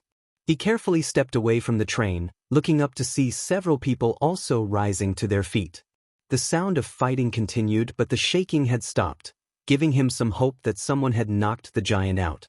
Taking another breath to calm his nerves, Izuku called up to the passengers. "Be careful, there are live wires around here." Several people muttered before shifting to safer exit paths. Izuku continued towards the front of the train where the more damaged cars were. A few had been completely tipped over. He carefully moved towards the car, pulling the door open with a few good yanks. The metal screeched as it was forced open. "Is everyone all right in there?" he called, pulling himself up into the train. The sight which greeted him was one he had braced for, but one could never really prepare for the carnage of a major accident. Before him was a car full of thrown people and broken bodies. Some were starting to move slowly, sitting up in a daze, no doubt shaken from the recent shockwave. Several sobbing voices rose along with some people calling for help. Setting his jaw, Izuku pulled the rest of his body through. "I'm going to help where I can," he assured, his eyes scanning, assessing and analyzing the injured. He quickly dug into his messenger bag, pulling out a first aid kit. He grabbed several rolls of gauze he had borrowed from the hospital and crouched near a girl laid out on the ground, whimpering. She was holding her head, blood pooling from the beneath her right hand. "Hey, lay still okay?" His voice was softer as he pulled on a pair of gloves, then tore open the package. He opened the girl's eyes, noting how the pupils were at the very least even and reacting to the light. Better than the alternative. He made a quick work of wrapping the girl's head with firm but gentle pressure. He could hear more people moving around him, some trying to help the injured while others simply tried to escape the damaged car. Once he was done dressing the wound, Izuku looked around to see who needed his help next. More people were moving now, which was promising. He looked to the girl, weary about moving her since she had struck her head, before placing a hand on her shoulder. "Sit tight for now." He gave an encouraging smile. "Help is going to come, all right?" The young teen, no more than 14, could only nod as she looked up at him with dark watery eyes. "Do your best to lay still and breath. I'm going to help someone else," he said before slowly getting up and carefully stepping around the broken glass and bent handrails. He saw one man trying and failing at standing up, his balance obviously thrown off. "Sir, please, sitting is probably the best option for you." He firmly held the man's shoulder. He caved with little resistance, sinking to the ground. One look in the man's eyes was enough to tell he probably had a concussion. "Sit still. Help is on the way," Izuku assured, patting his shoulder and hoping he would do as he was asked. He looked around once more, catching sight of a still figure. His stomach clenched as he saw an older man in a suit, laying on his back, miming and groaning. Bleeding from several cuts thanks to the broken glass, but also a gaping hole in his side. One of the handrails was piercing through his side. Izuku's side burned in sympathy pains, but he pushed ahead. Carefully he moved to the man's side, examining the wound. Thankfully, it was his left side and didn't pierce through all the way, but rather stabbed into an area with few vital organs. Taking a breath, he found a weakened spot in the pole and carefully pried the metal from the man's side. Blood started to gush quickly from the wound. Izuku hurriedly pressed down on the wound with another roll of gauze to hold back the blood. Quickly he tried to tape down the makeshift bandage as firmly as he could, trying to make a pressure dressing. As he pulled his hand back, he saw a shadow of crimson already starting to color the gauze. He cursed under his breath, knowing that it was a very temporary fix. Izuku glanced around the toppled train, seeing more people in similar condition. They needed more help and proper supplies. Before he could turn his attention to looking for another patient, the ground rattled slightly as explosions went off above ground. Panicked cries from the tunnel caused Izuku's heart to jump. Now what? Carefully, he made his way to the door, peeking between the cars to see a tall but scrawny-looking man in a tank top and ripped jeans. The light from the tunnel reflected brightly off of the mane of silver hair trailing down his back. The man cackled as people fled down the tunnel. "Now who's the strong one?" he barked, arching his back in an exaggerated manner. He whipped his hair wildly down the tunnel. A wave of needles flew into the darkness. People cried out in alarm as they scattered to hide from this new threat. Izuku's wide eyes narrowed as he clenched his fists tightly. The sound of fighting up above meant that the heroes must have been too busy with other villains to notice this one slip away. He had two options: hide in the car and hope for the best, or, well, there really was only one option in his mind. "Everyone stay here," he stressed, trying to keep his voice low as he set his bag on the ground. Glancing around quickly, Izuku picked up a broken handrail. It was crooked and off-balanced, but it was nearly as long as he was tall, so it would work.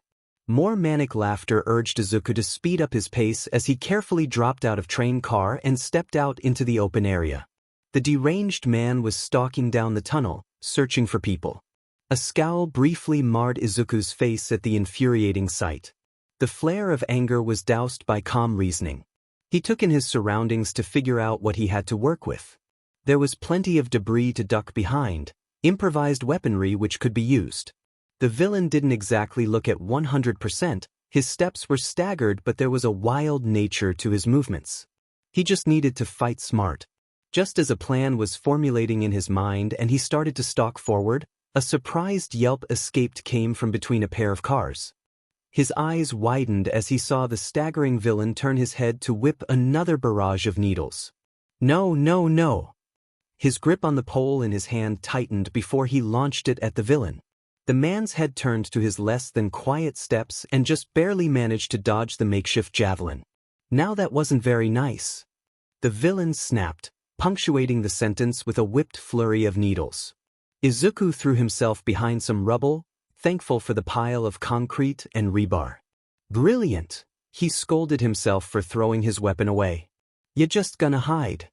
The spiky headbanger shouted, voice echoing loudly in the tunnel. "You gonna make me come out?" Izuku shouted back, trying to keep the villain's attention on him. He grabbed a few chunks of rocks as he heard shuffled footsteps. The pace quickly increased and he strained his ears to pick on any hints of where his opponent was moving. He shrugged off his jacket quickly before throwing it out into the open. "Gotcha!" the villain shouted, spraying the decoy with a hail of needles. Izuku jumped out from behind the pile and hurled a chunk of concrete at the man. The projectile nailed him square in the face. The man stumbled back with a screech of pain. Izuku rushed forward, but just as he drew closer, the villain reared back for another horizontal spray. Izuku gritted his diving into a forward roll. The sound of needles bouncing off stone and metal echoed as the attack missed. Izuku followed through with the momentum as he rolled to his feet and threw his weight into his shoulder, checking the man in the stomach. The villain stumbled back, coughing, arms clutching his midsection. Without wasting a second, Izuku threw a quick left cross to the cheek before following with a right hook, managing to nail his jaw. The villain stumbled, more off balance than before. Izuku grabbed the man's right shoulder before swiftly bringing up his left knee to drive it into the villain's gut. The villain staggered back, flailing his arms wildly in a panicked defense. The swipes were easily avoided as Izuku stepped back. The man was much sturdier than he first anticipated. "Stay still!" the man bellowed, enraged. Izuku's eyes widened slightly as the needles frilled out on all sides. He covered his head and face with his arms as there was a sudden explosion of spikes. Pinpricks of pain peppered his skin as he stumbled back, avoiding a flurry of wild punches. Izuku dodged the uncoordinated attacks, taking note of the severely thinned-out mane left on the man. He danced away from the wild whirlwind of attacks. Flashes of light caught his attention and an idea clicked in his head. Izuku blocked a hook, batting it away with his left arm, before throwing a jab with his right. The villain screeched, holding his already bloodied nose as he stumbled back. Izuku followed with a front kick, sending the villain back even further. The spiked man swayed, barely keeping on his feet. He came to a sudden stop as electricity from a severed cable arched along the spikes which littered the ground. The villain went rigid as electricity sparked around him. Spikes exploded in all directions before a small explosion sent the man into the dirt. Letting out a soft sigh, Izuku let his guard drop upon seeing the man only twitch and groan. That could have gone better, but the threat was neutralized. "Wow, did you see that? Talk about manly." An excited voice echoed down the tunnel, causing Izuku to jump and turn. He spotted a stalk of spiky red hair sliding down a pile of rubble into the tunnel from the street above. Just behind him came another hero clad in red stood. Creati stopped by the edge of the opening. Shimmers of light appearing as a ladder seemed to be pulled out of her right side. Red Riot gave a sharp-toothed grin as he jogged over. "Are you alright? Sorry for this guy getting away." Yeah, I'm fine." Izuku sputtered, getting his mind back on track. "But there are other people who need help in the train." He pointed to the cars. "Some are really injured in the toppled cars and a lot of people ran back down the tunnel," he explained hurriedly. Red Riot nodded, tapping the headset on his right ear. "Hey. Villain's down, but we could really use some medics."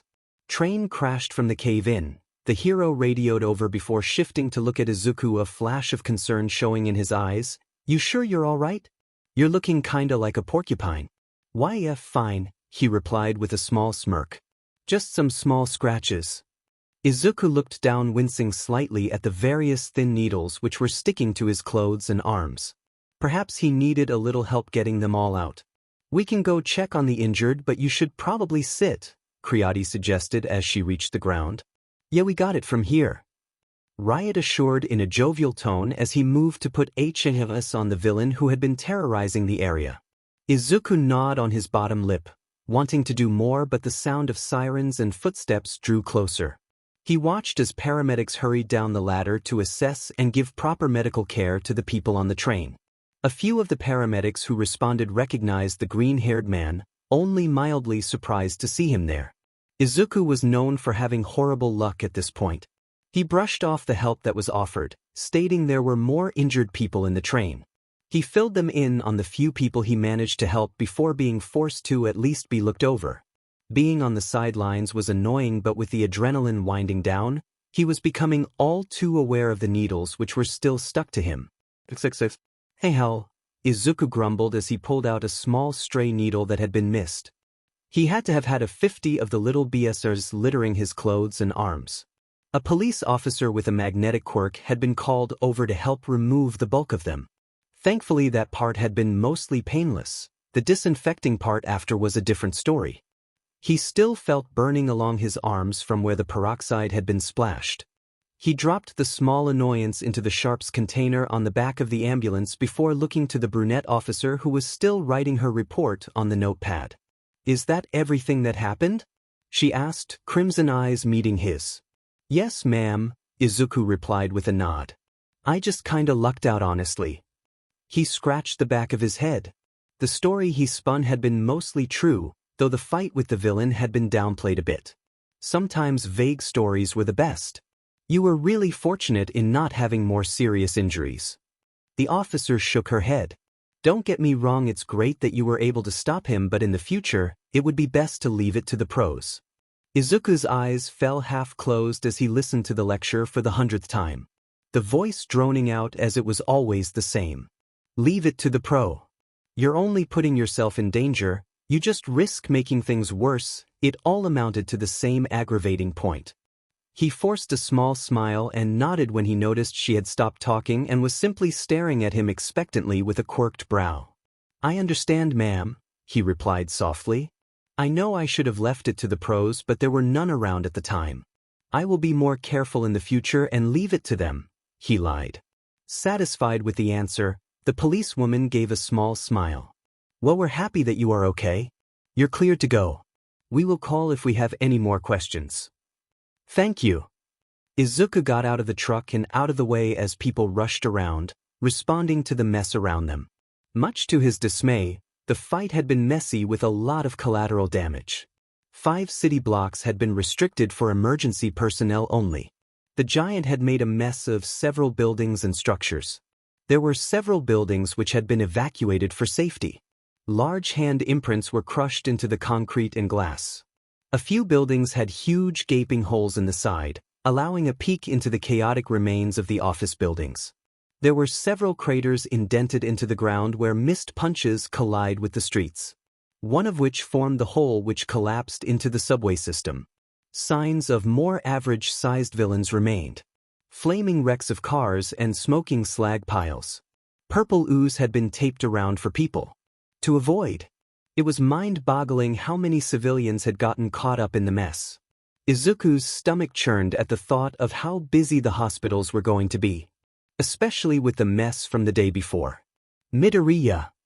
A voice called, pulling his attention to spot the bouncing brown bob peeking out from behind a pink visor. The young woman gave a grin before nodding to one of the paramedics and making her way over to him. Uravity? Izuku questioned before noticing his bag in her hands. Oh shoot, that's right, he thought, realizing he had left it on the train. He scratched the back of his head. Thank you so much. He grinned, accepting the bag when she offered it. No problem. I'm just glad you are safe. Uravity grinned widely. I was kind of surprised you were not working the scene. Uravity had to be one of the nicest heroes he had the pleasure of working with. He had often responded to rescue disasters she was helping with. Once or twice, he gave her a suggestion to help get people out the safest way. She was always so cheery and willing to talk after everything was over. Oh, no, today was my day off. Wrong place, wrong time again. Izuku chuckled with a slight shrug. Same old, same old. Uravity nodded slightly. Looks like it. Though, Riot said that you took out one of the villains. She replied with curiosity in her gaze. He was raving a bit about it earlier. A blush colored Izuku's face. How much of the fight had Riot seen? What? Oh, it was nothing. I mean, I couldn't let the villain go after people. Even so, I'm just good at dodging and happened to really luck out. He rambled, fidgeting slightly under Uravity's attentive eyes. Honest, it was nothing. I can't imagine what you guys went through up here. Must have been really chaotic, he added in an attempt to turn the conversation off of him. Ah well, it was rough but nothing we couldn't handle. She fumbled before giving a warm smile. It's great that we have so many heroes around to help. That's what made the difference.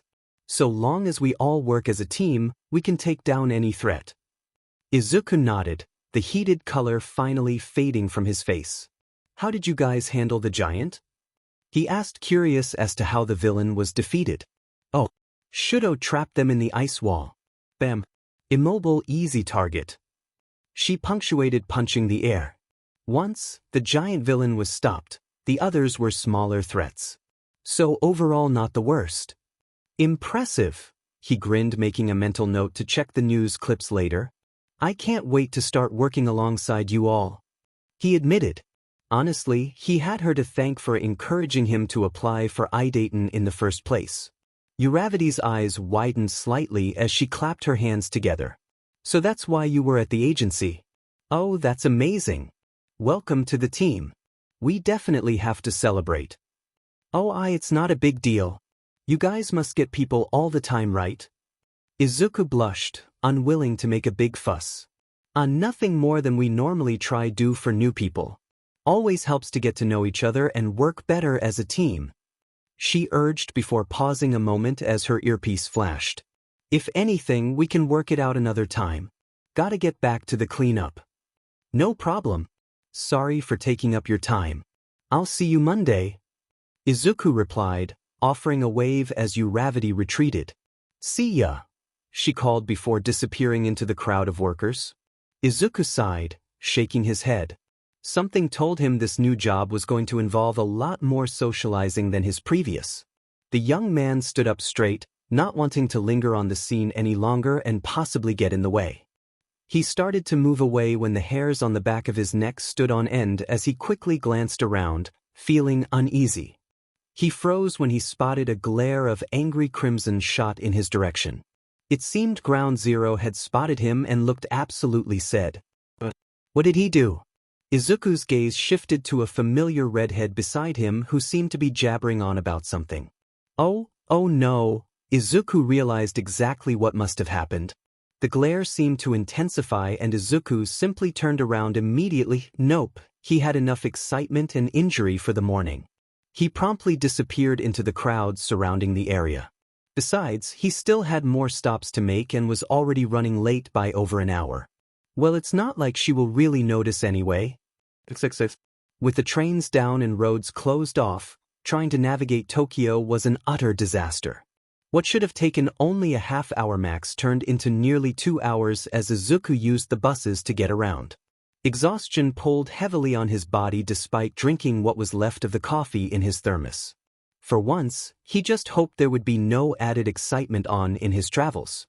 Izuku wandered the halls of the empty tech labs. He silently prayed that he was walking into something remotely normal and not the usual cacophony of explosions and loud machines.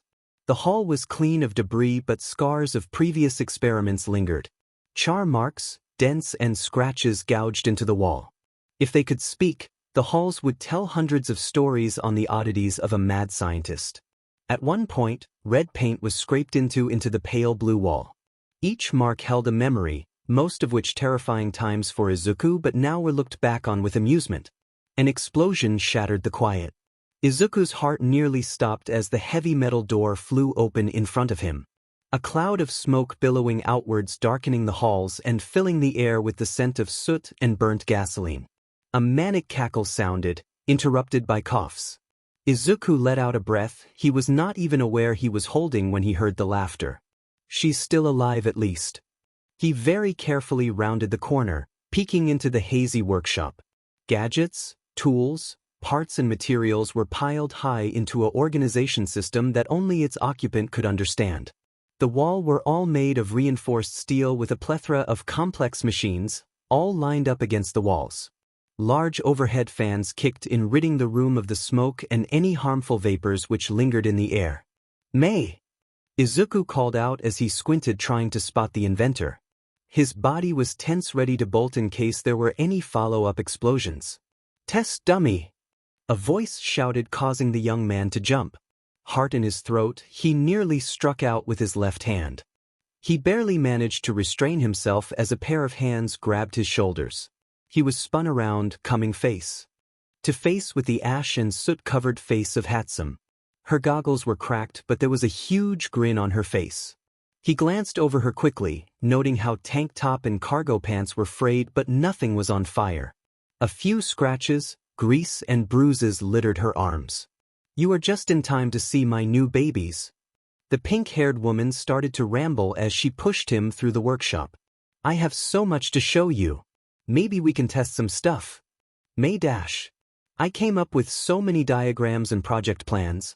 Nearly doubled my productivity last week." "Did you make any new notes? Suggestions? Ideas?" May. "Possible projects. I love those. Oh, I also have dash." May. Izuku raised his voice, digging his heels in and managing to stop the surprisingly strong inventor from pushing him. "Yes, we can test stuff after you eat," he stated quickly before she could take a moment of silence to start rambling again. He held up a brown paper bag from a sandwich shop he had stopped at along the way. "And don't tell me you've already eaten. I don't even see a water bottle around here," he scolded. "You really shouldn't be lecturing me, Mr. Hypoglycemia 6 times last month." The woman scoffed before accepting the bag of food. Okay, she had a point. Neither of them were very good at taking care of themselves, but he could at least try to make sure she didn't pass out from not eating. "I told you not to spy on me," Izuku pointed out, but there was no bite behind his words. He just gave a small smirk as she started tearing into the offered sandwich. He stood beside her at the table and pulling out a blue-covered notebook from his pack. "What were you working on?" "Oh, ultrasonic jetpack Mark 14. May proudly proclaimed as she motioned a device which was on the next table over. The metal was scorched and blackened but didn't appear to have any lasting damage. "I was tinkering with the fuel, trying to get just the right mix for maximum speed." "It looks terrifying," he replied honestly while scratching the back of his head. The idea of flying was amazing to him. However, he had no intention of being a human firework for the Innovador. "Oh, are those new drafts?" May glanced over his shoulder as the notebook was flipped open to a collection of diagrams and sketches of different equipment. He was by no means the inventor Hatsumi was. but he found it to be a lot of fun sharing ideas for support gear with someone who could actually make it. She also loved picking his brain on her own ideas. Just a few minor devices honestly, mostly incognito stuff. Izuku grinned, setting the book on the table, pointing to a pair of headphones. Simple stuff like enhanced listening devices and possible visor built in. Oh, I'll do you one better. May's eyes shimmered with excitement as she left her half-eaten sub on the table. The mad scientist scrambled to a large collections of cubbies and shelves. I read you biometrics last few times you used your suit and figured it was time for an upgrade. But my suit works just fine, Izuku argued as he slowly navigated the mess which May practically danced around. Study. Improve. Upgrade. You'll never be the best if you settle for inferior gear, the inventor lectured before grabbing a cubby off the shelf. Got it. She set the storage unit on a nearby table, nudging aside a pile of scrap parts. I did some experimenting with some tech from Shield Corporation put this on. She held out a pair of large black headphones. Then pressed the green button twice. Izuku accepted the headphones, giving Hatsum a suspicious look before putting the device on his head. They were surprisingly comfortable. He felt beneath the right headphone for the small indent before he tapped it as instructed. There was a hum before suddenly the headset turned into lines of light which quickly wrapped around his head. The lights whited out his vision for a second before going dark. M.A.W. What? Izuku sputtered, all the while trying his best to be perfectly still. The darkness of the new space gave way to a visor similar to his ghost helmet, only the details were much crisper and color more vivid. The viewing space is also much bigger, reaching out to the edges of his field of view. The room appeared, and it was almost as if he wasn't wearing anything at all. Information lined up along the sides, a boot up was processing. He caught sight of his reflection in a cracked mirror, seeing a helmet similar to his current one. Top side was all black with a glossy dark visor, tinted blue this time. The breathing and voice changer apparatus was also the same, only less bulky. Wow, this is amazing. I know. You can carry it with you anywhere and have no problems with it. Built-in multi-directional cameras and sensors, thermal and night vision, ultra-hearing sensors, recorder for visual and sound, suit link-up, phone link-up, and a bunch of other neat gadgets. May raved excitedly. There is a hollow interface menu set up, but you can do voice commands or from the bracer. She continued, fishing out 2 more devices from the box. While Izuku was busy looking around, she affixed 2 thick black bands to his wrists. One was a simple black bracelet, while the other to be a smartwatch. He barely noticed the new devices as a link-up notification went off. He felt May's hands on his waist, fitting something around him. Hold on. But it was too late, the belt was locked in place. Spindles of white light burst from the newly fitted bands wrapping around his body. The light faded and he looked down, feeling out the new layer of padding which covered his body. It was deep blue and more fitted but easy to move in. Wow! Now you can be combat ready no matter where you go. May announced, her voice oozing pride as she rested her hands on her hips. Izuku looked down, seeing the suit hugged his legs down to ankles. This is pretty amazing and incredibly helpful. That isn't even the best part. May said, announced, her voice growing more excited with each passing second. There are kinetic distributors in the suit. Basically you get hit. She punched his arm, barely any pressure was felt, and it distributes the energy. Part of it is stored to power the suit and features. The gloves are also touch-enhanced, so no more clumsy fingers. She wiggled her fingers, showing how she had a pair of similar fitted gloves on. It's temperature-controlled, bulletproof, fire and shock-resistant. Watertight seal, so no issue with aquatic environments. Plus the helmet works as a rebreather. And try the gauntlet. Izuku examined the new bracers, sliding the panel open to show a whole host of new commands and controls. He saw one which simply read blade and curiously pressed it. A side panel opened on either side of the bracers and a thin blade popped out a few centimeters.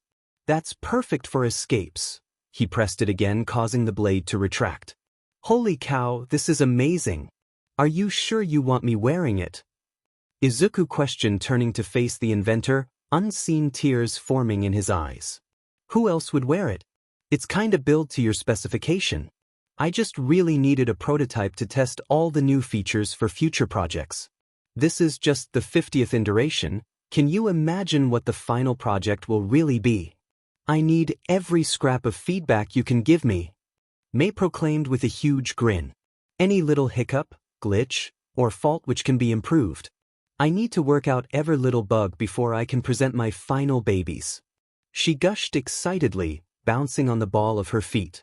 Testing gear for Hatsumi had its ups and downs. Not every piece was finished and problems were common, but the gear was worth being a test dummy for. You got it.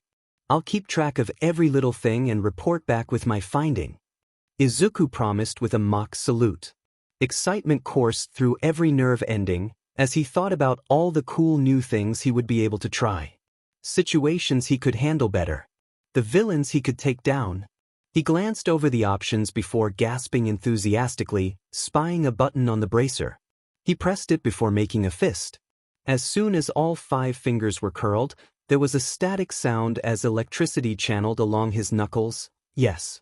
Shock gauntlets. He punched the air, causing more zaps to come out. It was a small improvement among everything else, but an idea he had tossed May's way months prior. They worked better than he could have ever dreamed.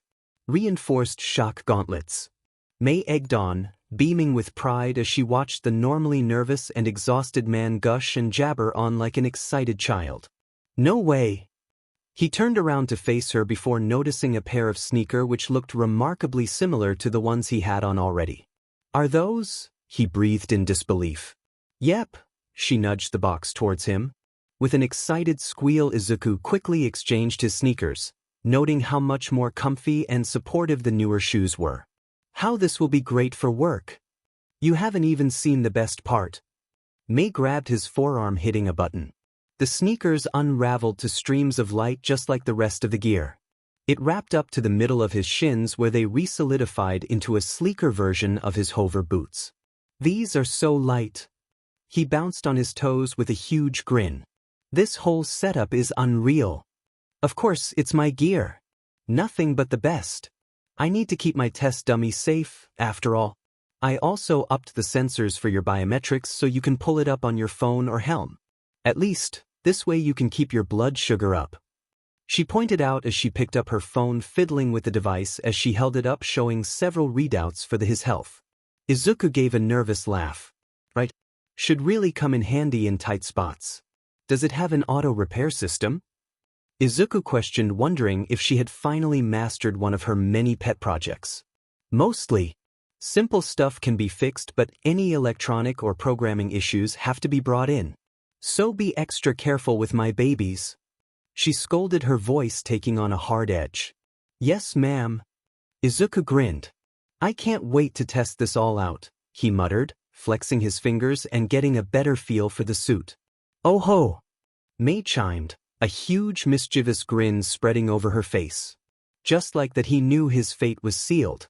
He couldn't exactly say no to her after all this. Awaya. Ready when you are. Wonderful. First up is the jetpack. What? A small groan escaped Izuku as he started to rouse from a coma-like state. The world slowly came into focus as he lazily blinked up at the ceiling as he tried to pull his mind out of a sleepy fog. He glanced to the window, wincing slightly. The sunlight was much brighter than he was used to. Turning his head away from the window, he spotted a set of glowing red numbers staring back at him from the bedside clock. He took note that it was nearly 2 in the afternoon.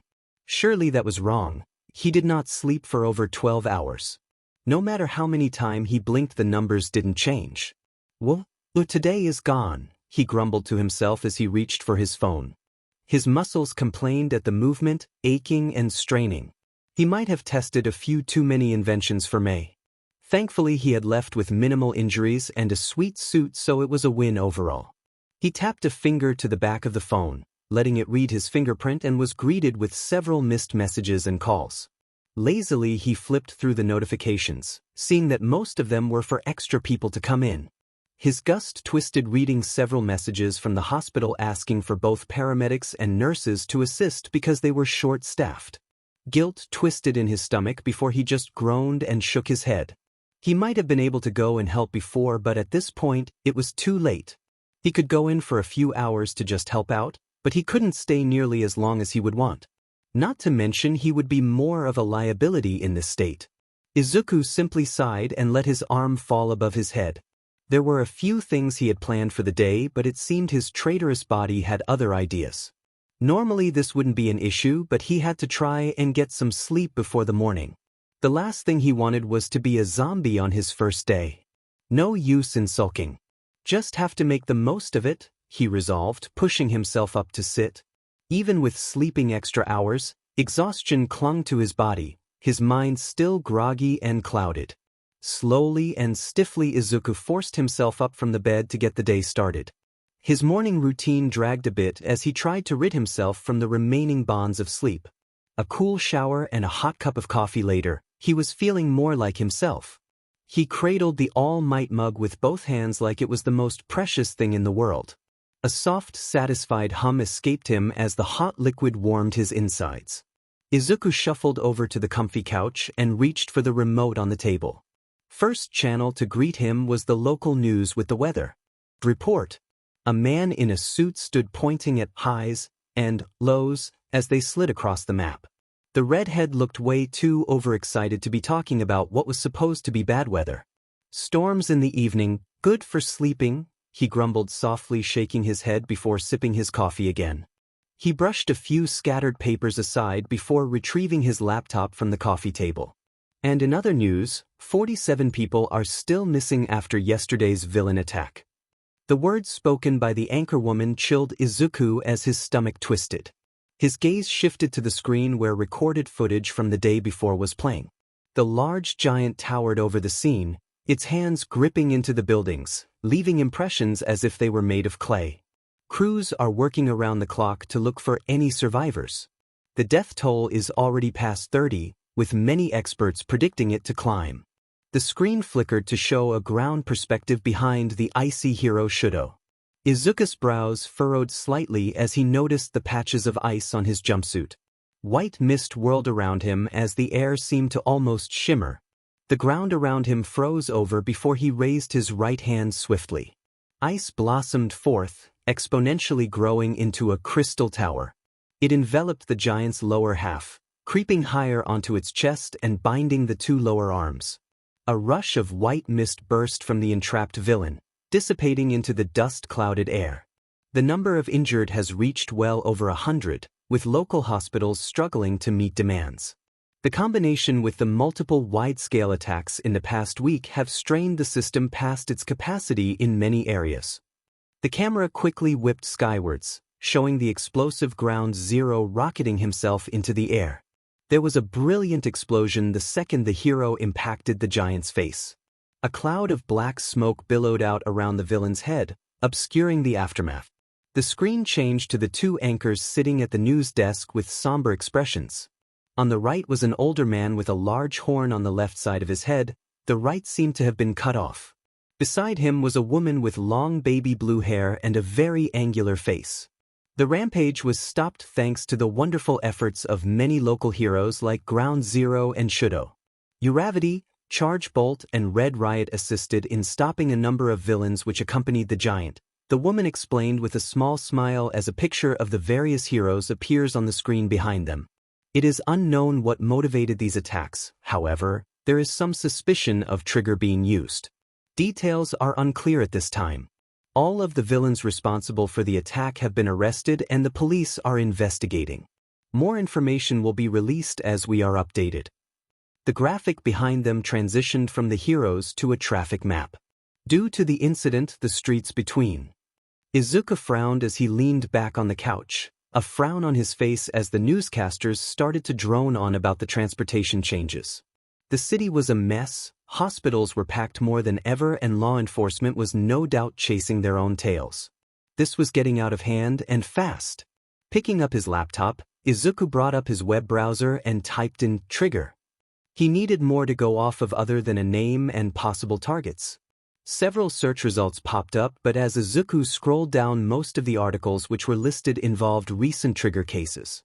He clicked on one, reading over the incident with the bull from a few days prior, but there were still very few leads. Searching again, he pulled up several from the previous weeks. Article after article, all of them were vague and lacked details. Many did not even name the criminals involved. Izuku scratched the back of his head. They are being very hush-hush about all this. No wonder people are getting annoyed, he mused aloud before deciding to go in a different direction.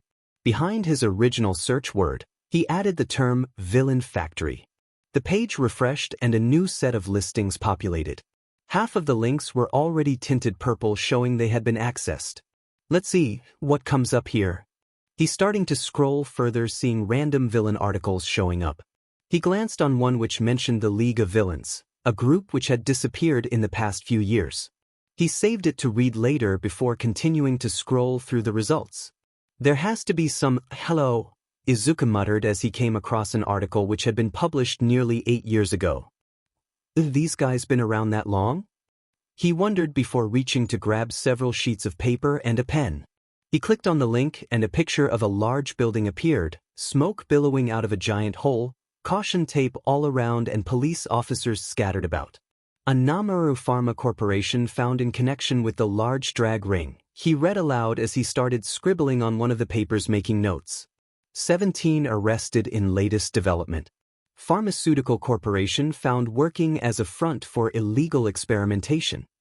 Izuku tilted his head slightly as he glanced to a picture of some sort of winged beast with giant lips and a distended glowing red belly, and in connection with the distribution of Trigger. Wait, were the same people making those things and Trigger? Izuku muttered, horrified. There had been rumors circulating on the lasting effects of the drag. The temporary enhancement of quirks was always known, but mutation quirks seemed to be hit the hardest in many cases. There was also a list of side effects a mile long, some of which hinted at additional mutations.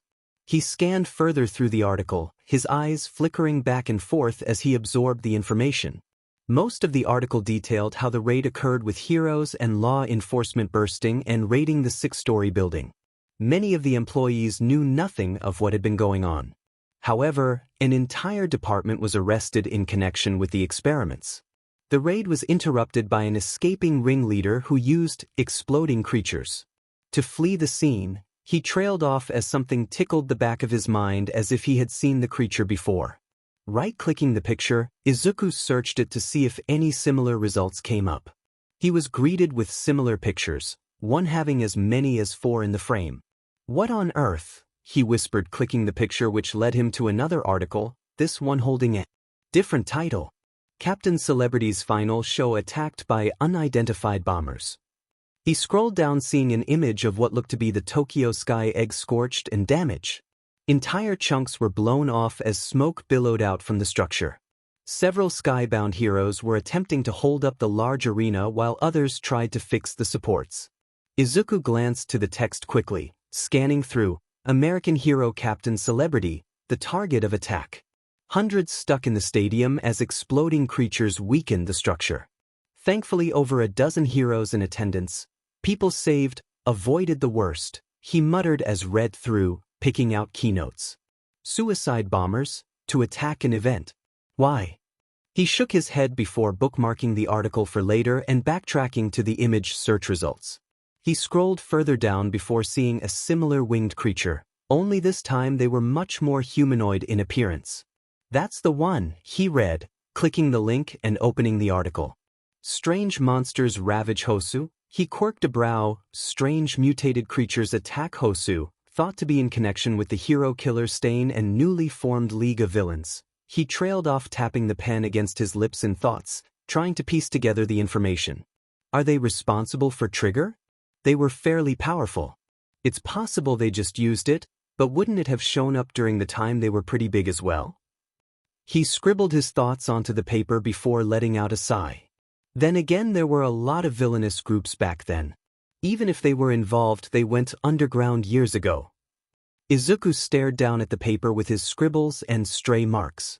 Maybe they could be using all this chaos to get back into the limelight? But for what? He hummed before tabbing back through his searches to the article on the drag bust. It said the ringleader used a speed quirk. They didn't have anyone like that. Emerald eyes glanced over the page once more before settling on a picture of the scene, looking over the members who were present before he saw someone familiar.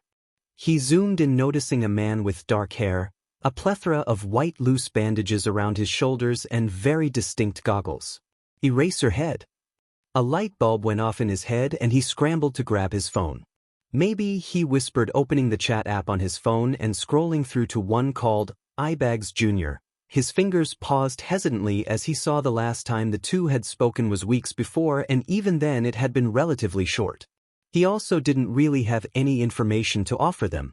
It worked out last time, he reminded himself, still feeling a bit uneasy before tapping on the text bar. Daredevil. So, how have you been? Ibags Jr. I was wondering how long it would take for you to reach out. Daredevil. Starting to feel like you don't like me. Daredevil. Did you make any money off me at least? Ibags Jr.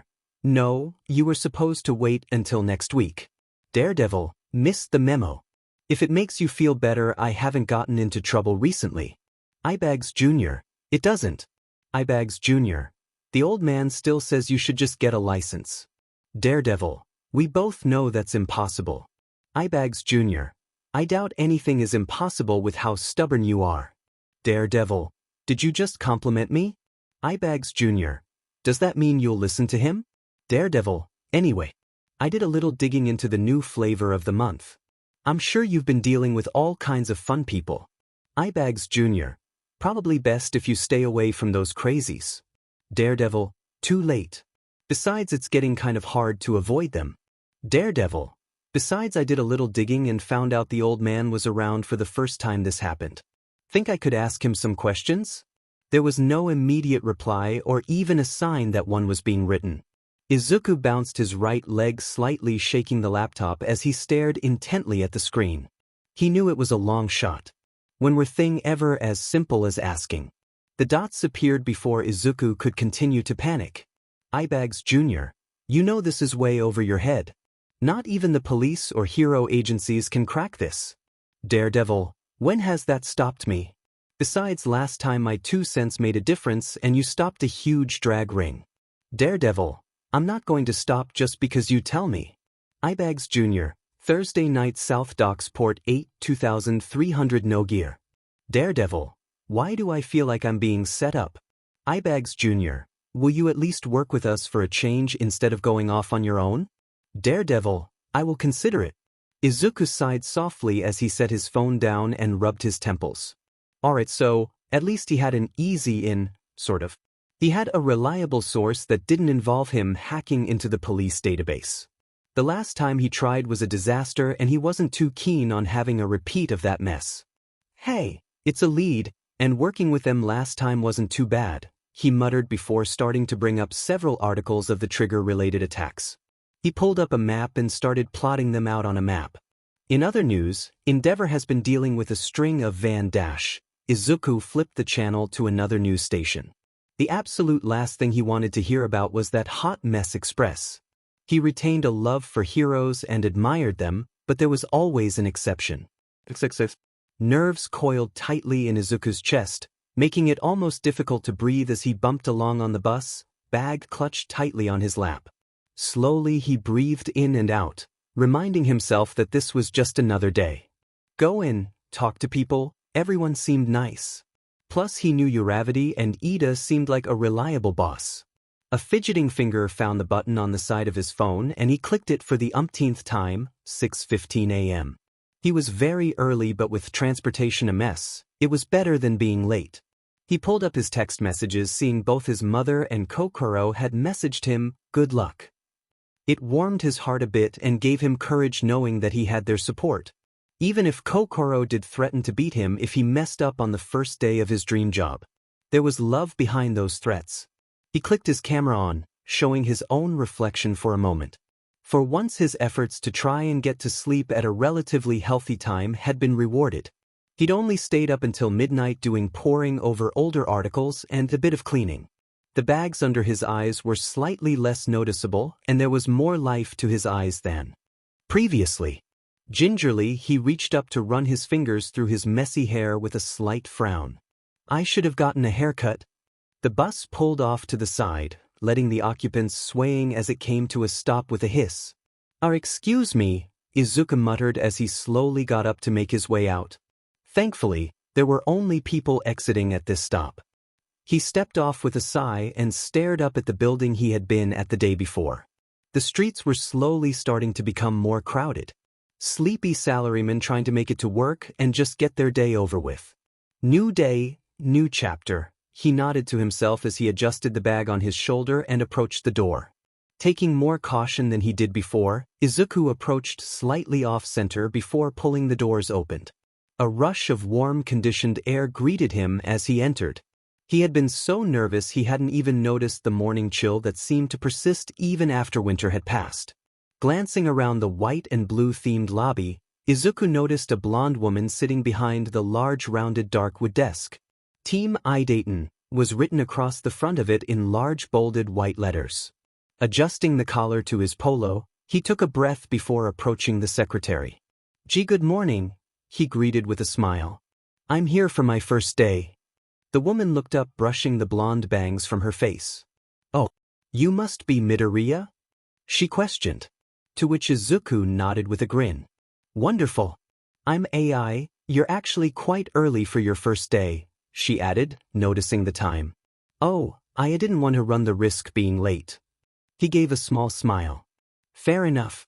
Probably best to be honest. The young woman shuffled through the papers on her desk before pulling out a manila folder and set it on the countertop. There you go. You have your employee manual, list of current employees, map, and a clip for your badge. If you step to the side a moment, I will be able to get your photo, she explained, motioning to the camera. Nodding, Izuku nodded before setting his bag down and moving in front of the camera. He gave his hair another pointless once-over before standing up straight and taking a breath.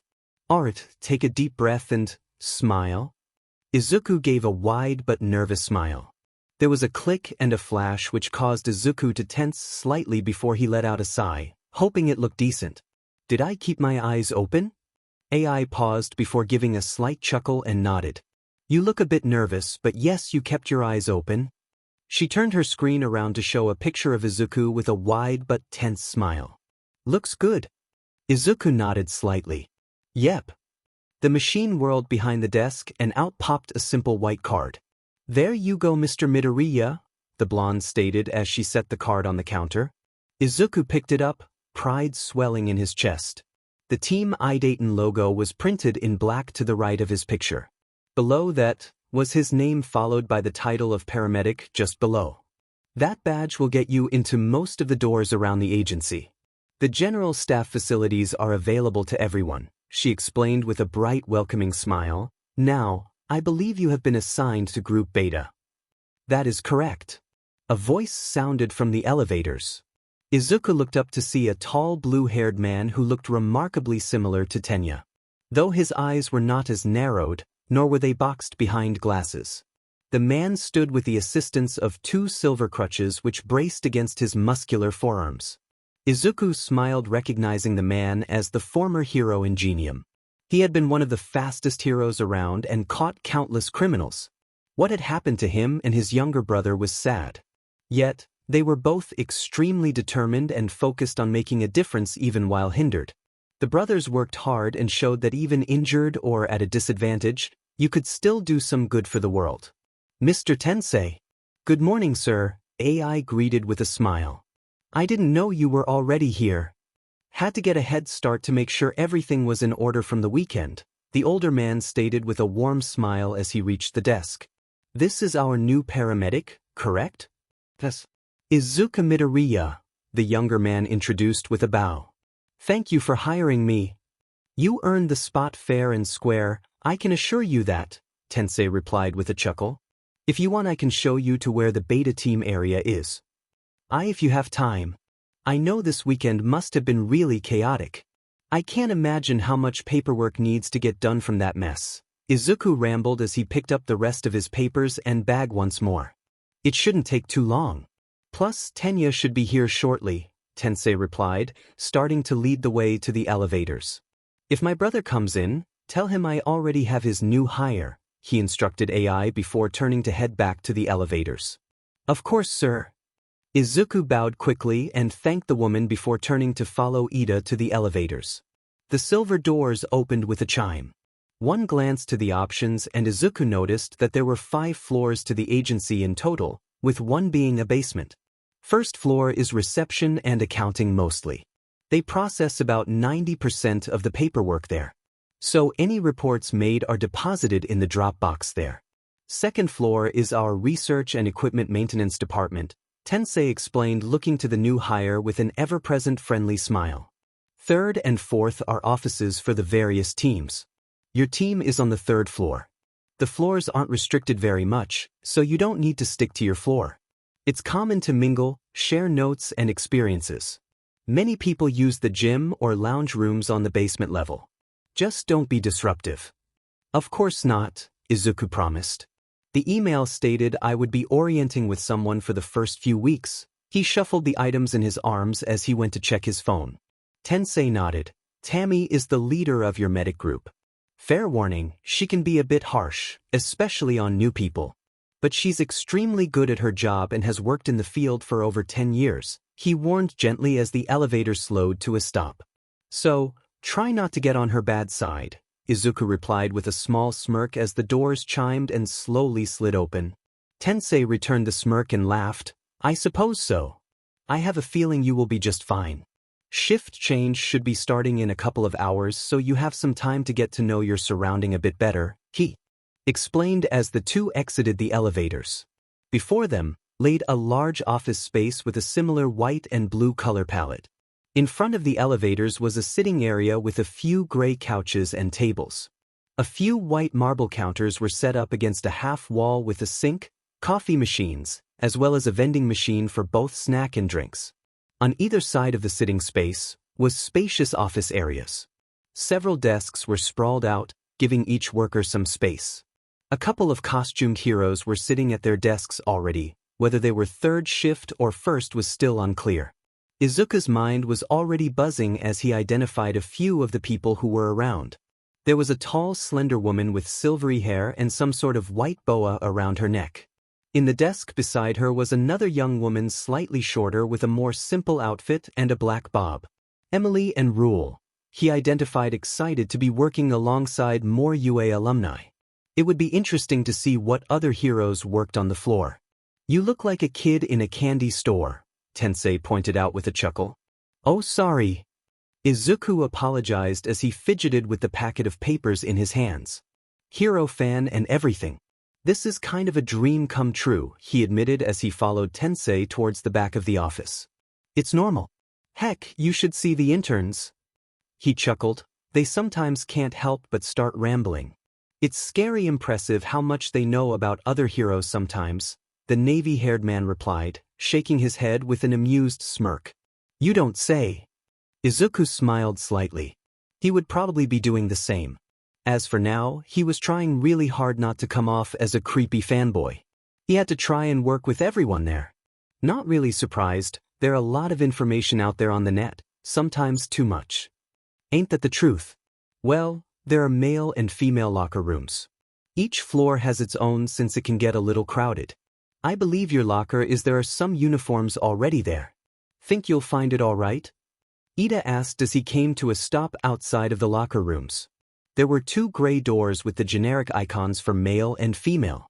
Yeah, no problem. Izuku replied with an emphatic nod. I'll be out in no time. Take your time, I have to check in with some of the 3rd shifters. Tensei nodded before starting to make his way towards the 2 ladies. The door pushed open easily, giving way to a titled space tinted a very light blue. The hall stretched out into an open space with large silver metal lockers which reached nearly 8 feet high. Numbers were clearly marked on each door as they lined up around a few metal benches scattered in the room. Much nicer than the hospital, he muttered softly as he made his way to the area on the left. He scanned over the lockers, managing to spot one labeled. A quick tap of his ID card and the door clicked open. Inside awaited 3 sets of white jumpsuits similar to his old uniform. There were blue patches on the shoulders and large pockets on either side of the chest as well as a few on the legs. Nice. He grinned, testing the sturdy material. On a top rack, he spotted a white helmet which was similar to his old one, only this one had a light in the center. They really supply their employees, he muttered as he started shrugging out of his jacket, unwilling to keep Tensei waiting. He hung up his clothes and started changing into the jumpsuit. He was zipping up the front of the suit when an icy cold chill filling the room. A shudder ran through him before hearing the sound of sneakers on tiles. He turned quickly and paused when he spotted white and red hair. Shudo didn't seem to notice him as the hero entered the locker room. He simply plucked the earphones out of his ears. His hair was a bit of a mess as it stuck to his face. Sweat clung to him, giving his skin a sheen from the fluorescent lights overhead. The young hero started to pull off the black thin shirt which fit nicely into every curve and contour of his lean, well-defined torso and arms. The matching sweatpants were fitted to his trim waist but sadly were much more loosely fit. Izuku choked a bit on air as he realized he was shamelessly staring at the stripping hero. The temperature in the locker dropped several degrees as Shoto looked up finally, noticing the other person in the room. The beads of sweat which clung to his body crystallized by the sudden cold. Izuku was red. He could feel the heat of his skin from the tip of his ears down to his shoulders. He must have come off as some sort of stalker or creeper. He had wanted to make a good impression, but he was just gawking at one of his favorite heroes. It didn't help that he was still staring. "And you are?" the hero questioned with a quirked brow. Bicolored eyes stared at Izuku with intense suspicion. His brain forced reset and Izuku sputtered his response. Sorry. I am Midoriya Izuku. I just started working here for Team B Beta as a paramedic. Just started today. And nice to meet you." A heartbeat of silence followed before the chill seemed to ebb away in the room. "I see," Shudo replied simply as he finished removing his shirt. A few icy drops brushed off from his chiseled abs as he moved. "Welcome to the team. I guess," he replied awkwardly before simply continuing on his way down the hall, towards the showers. With eyes the size of dinner plates, Izuku nodded. "Thank you. I look forward to working with you," he answered, voice echoing loudly off of the tiled walls. There was only some sort of non-committal hum in reply as the hero disappeared down the hall. Izuku slumped against the bench beside him, thankful for the chill in the air. "Idiot!" he scolded, slapping a palm to his face before letting out a soft groan. "Well, that was one hell of an intro. He probably thinks you are a spaze now. Or worse, a creepy spaze. How the hell did I mess up that badly?" Stifling another groan, he dropped his hand and let out a heavy sigh. He had always been a fan of the two-toned hero since the first sports festival. Shudo's skills and speed were nearly unmatched. Not to mention the raw power he had with his ice was insane. Even with the questions and rumors around his family and upbringing, he seemed to push past it all and just be a hero. Despite the mystery which surrounded him, he was someone Izuku definitely respected. And now he had a few more reasons to admire him. "This is going to be so much harder than I thought."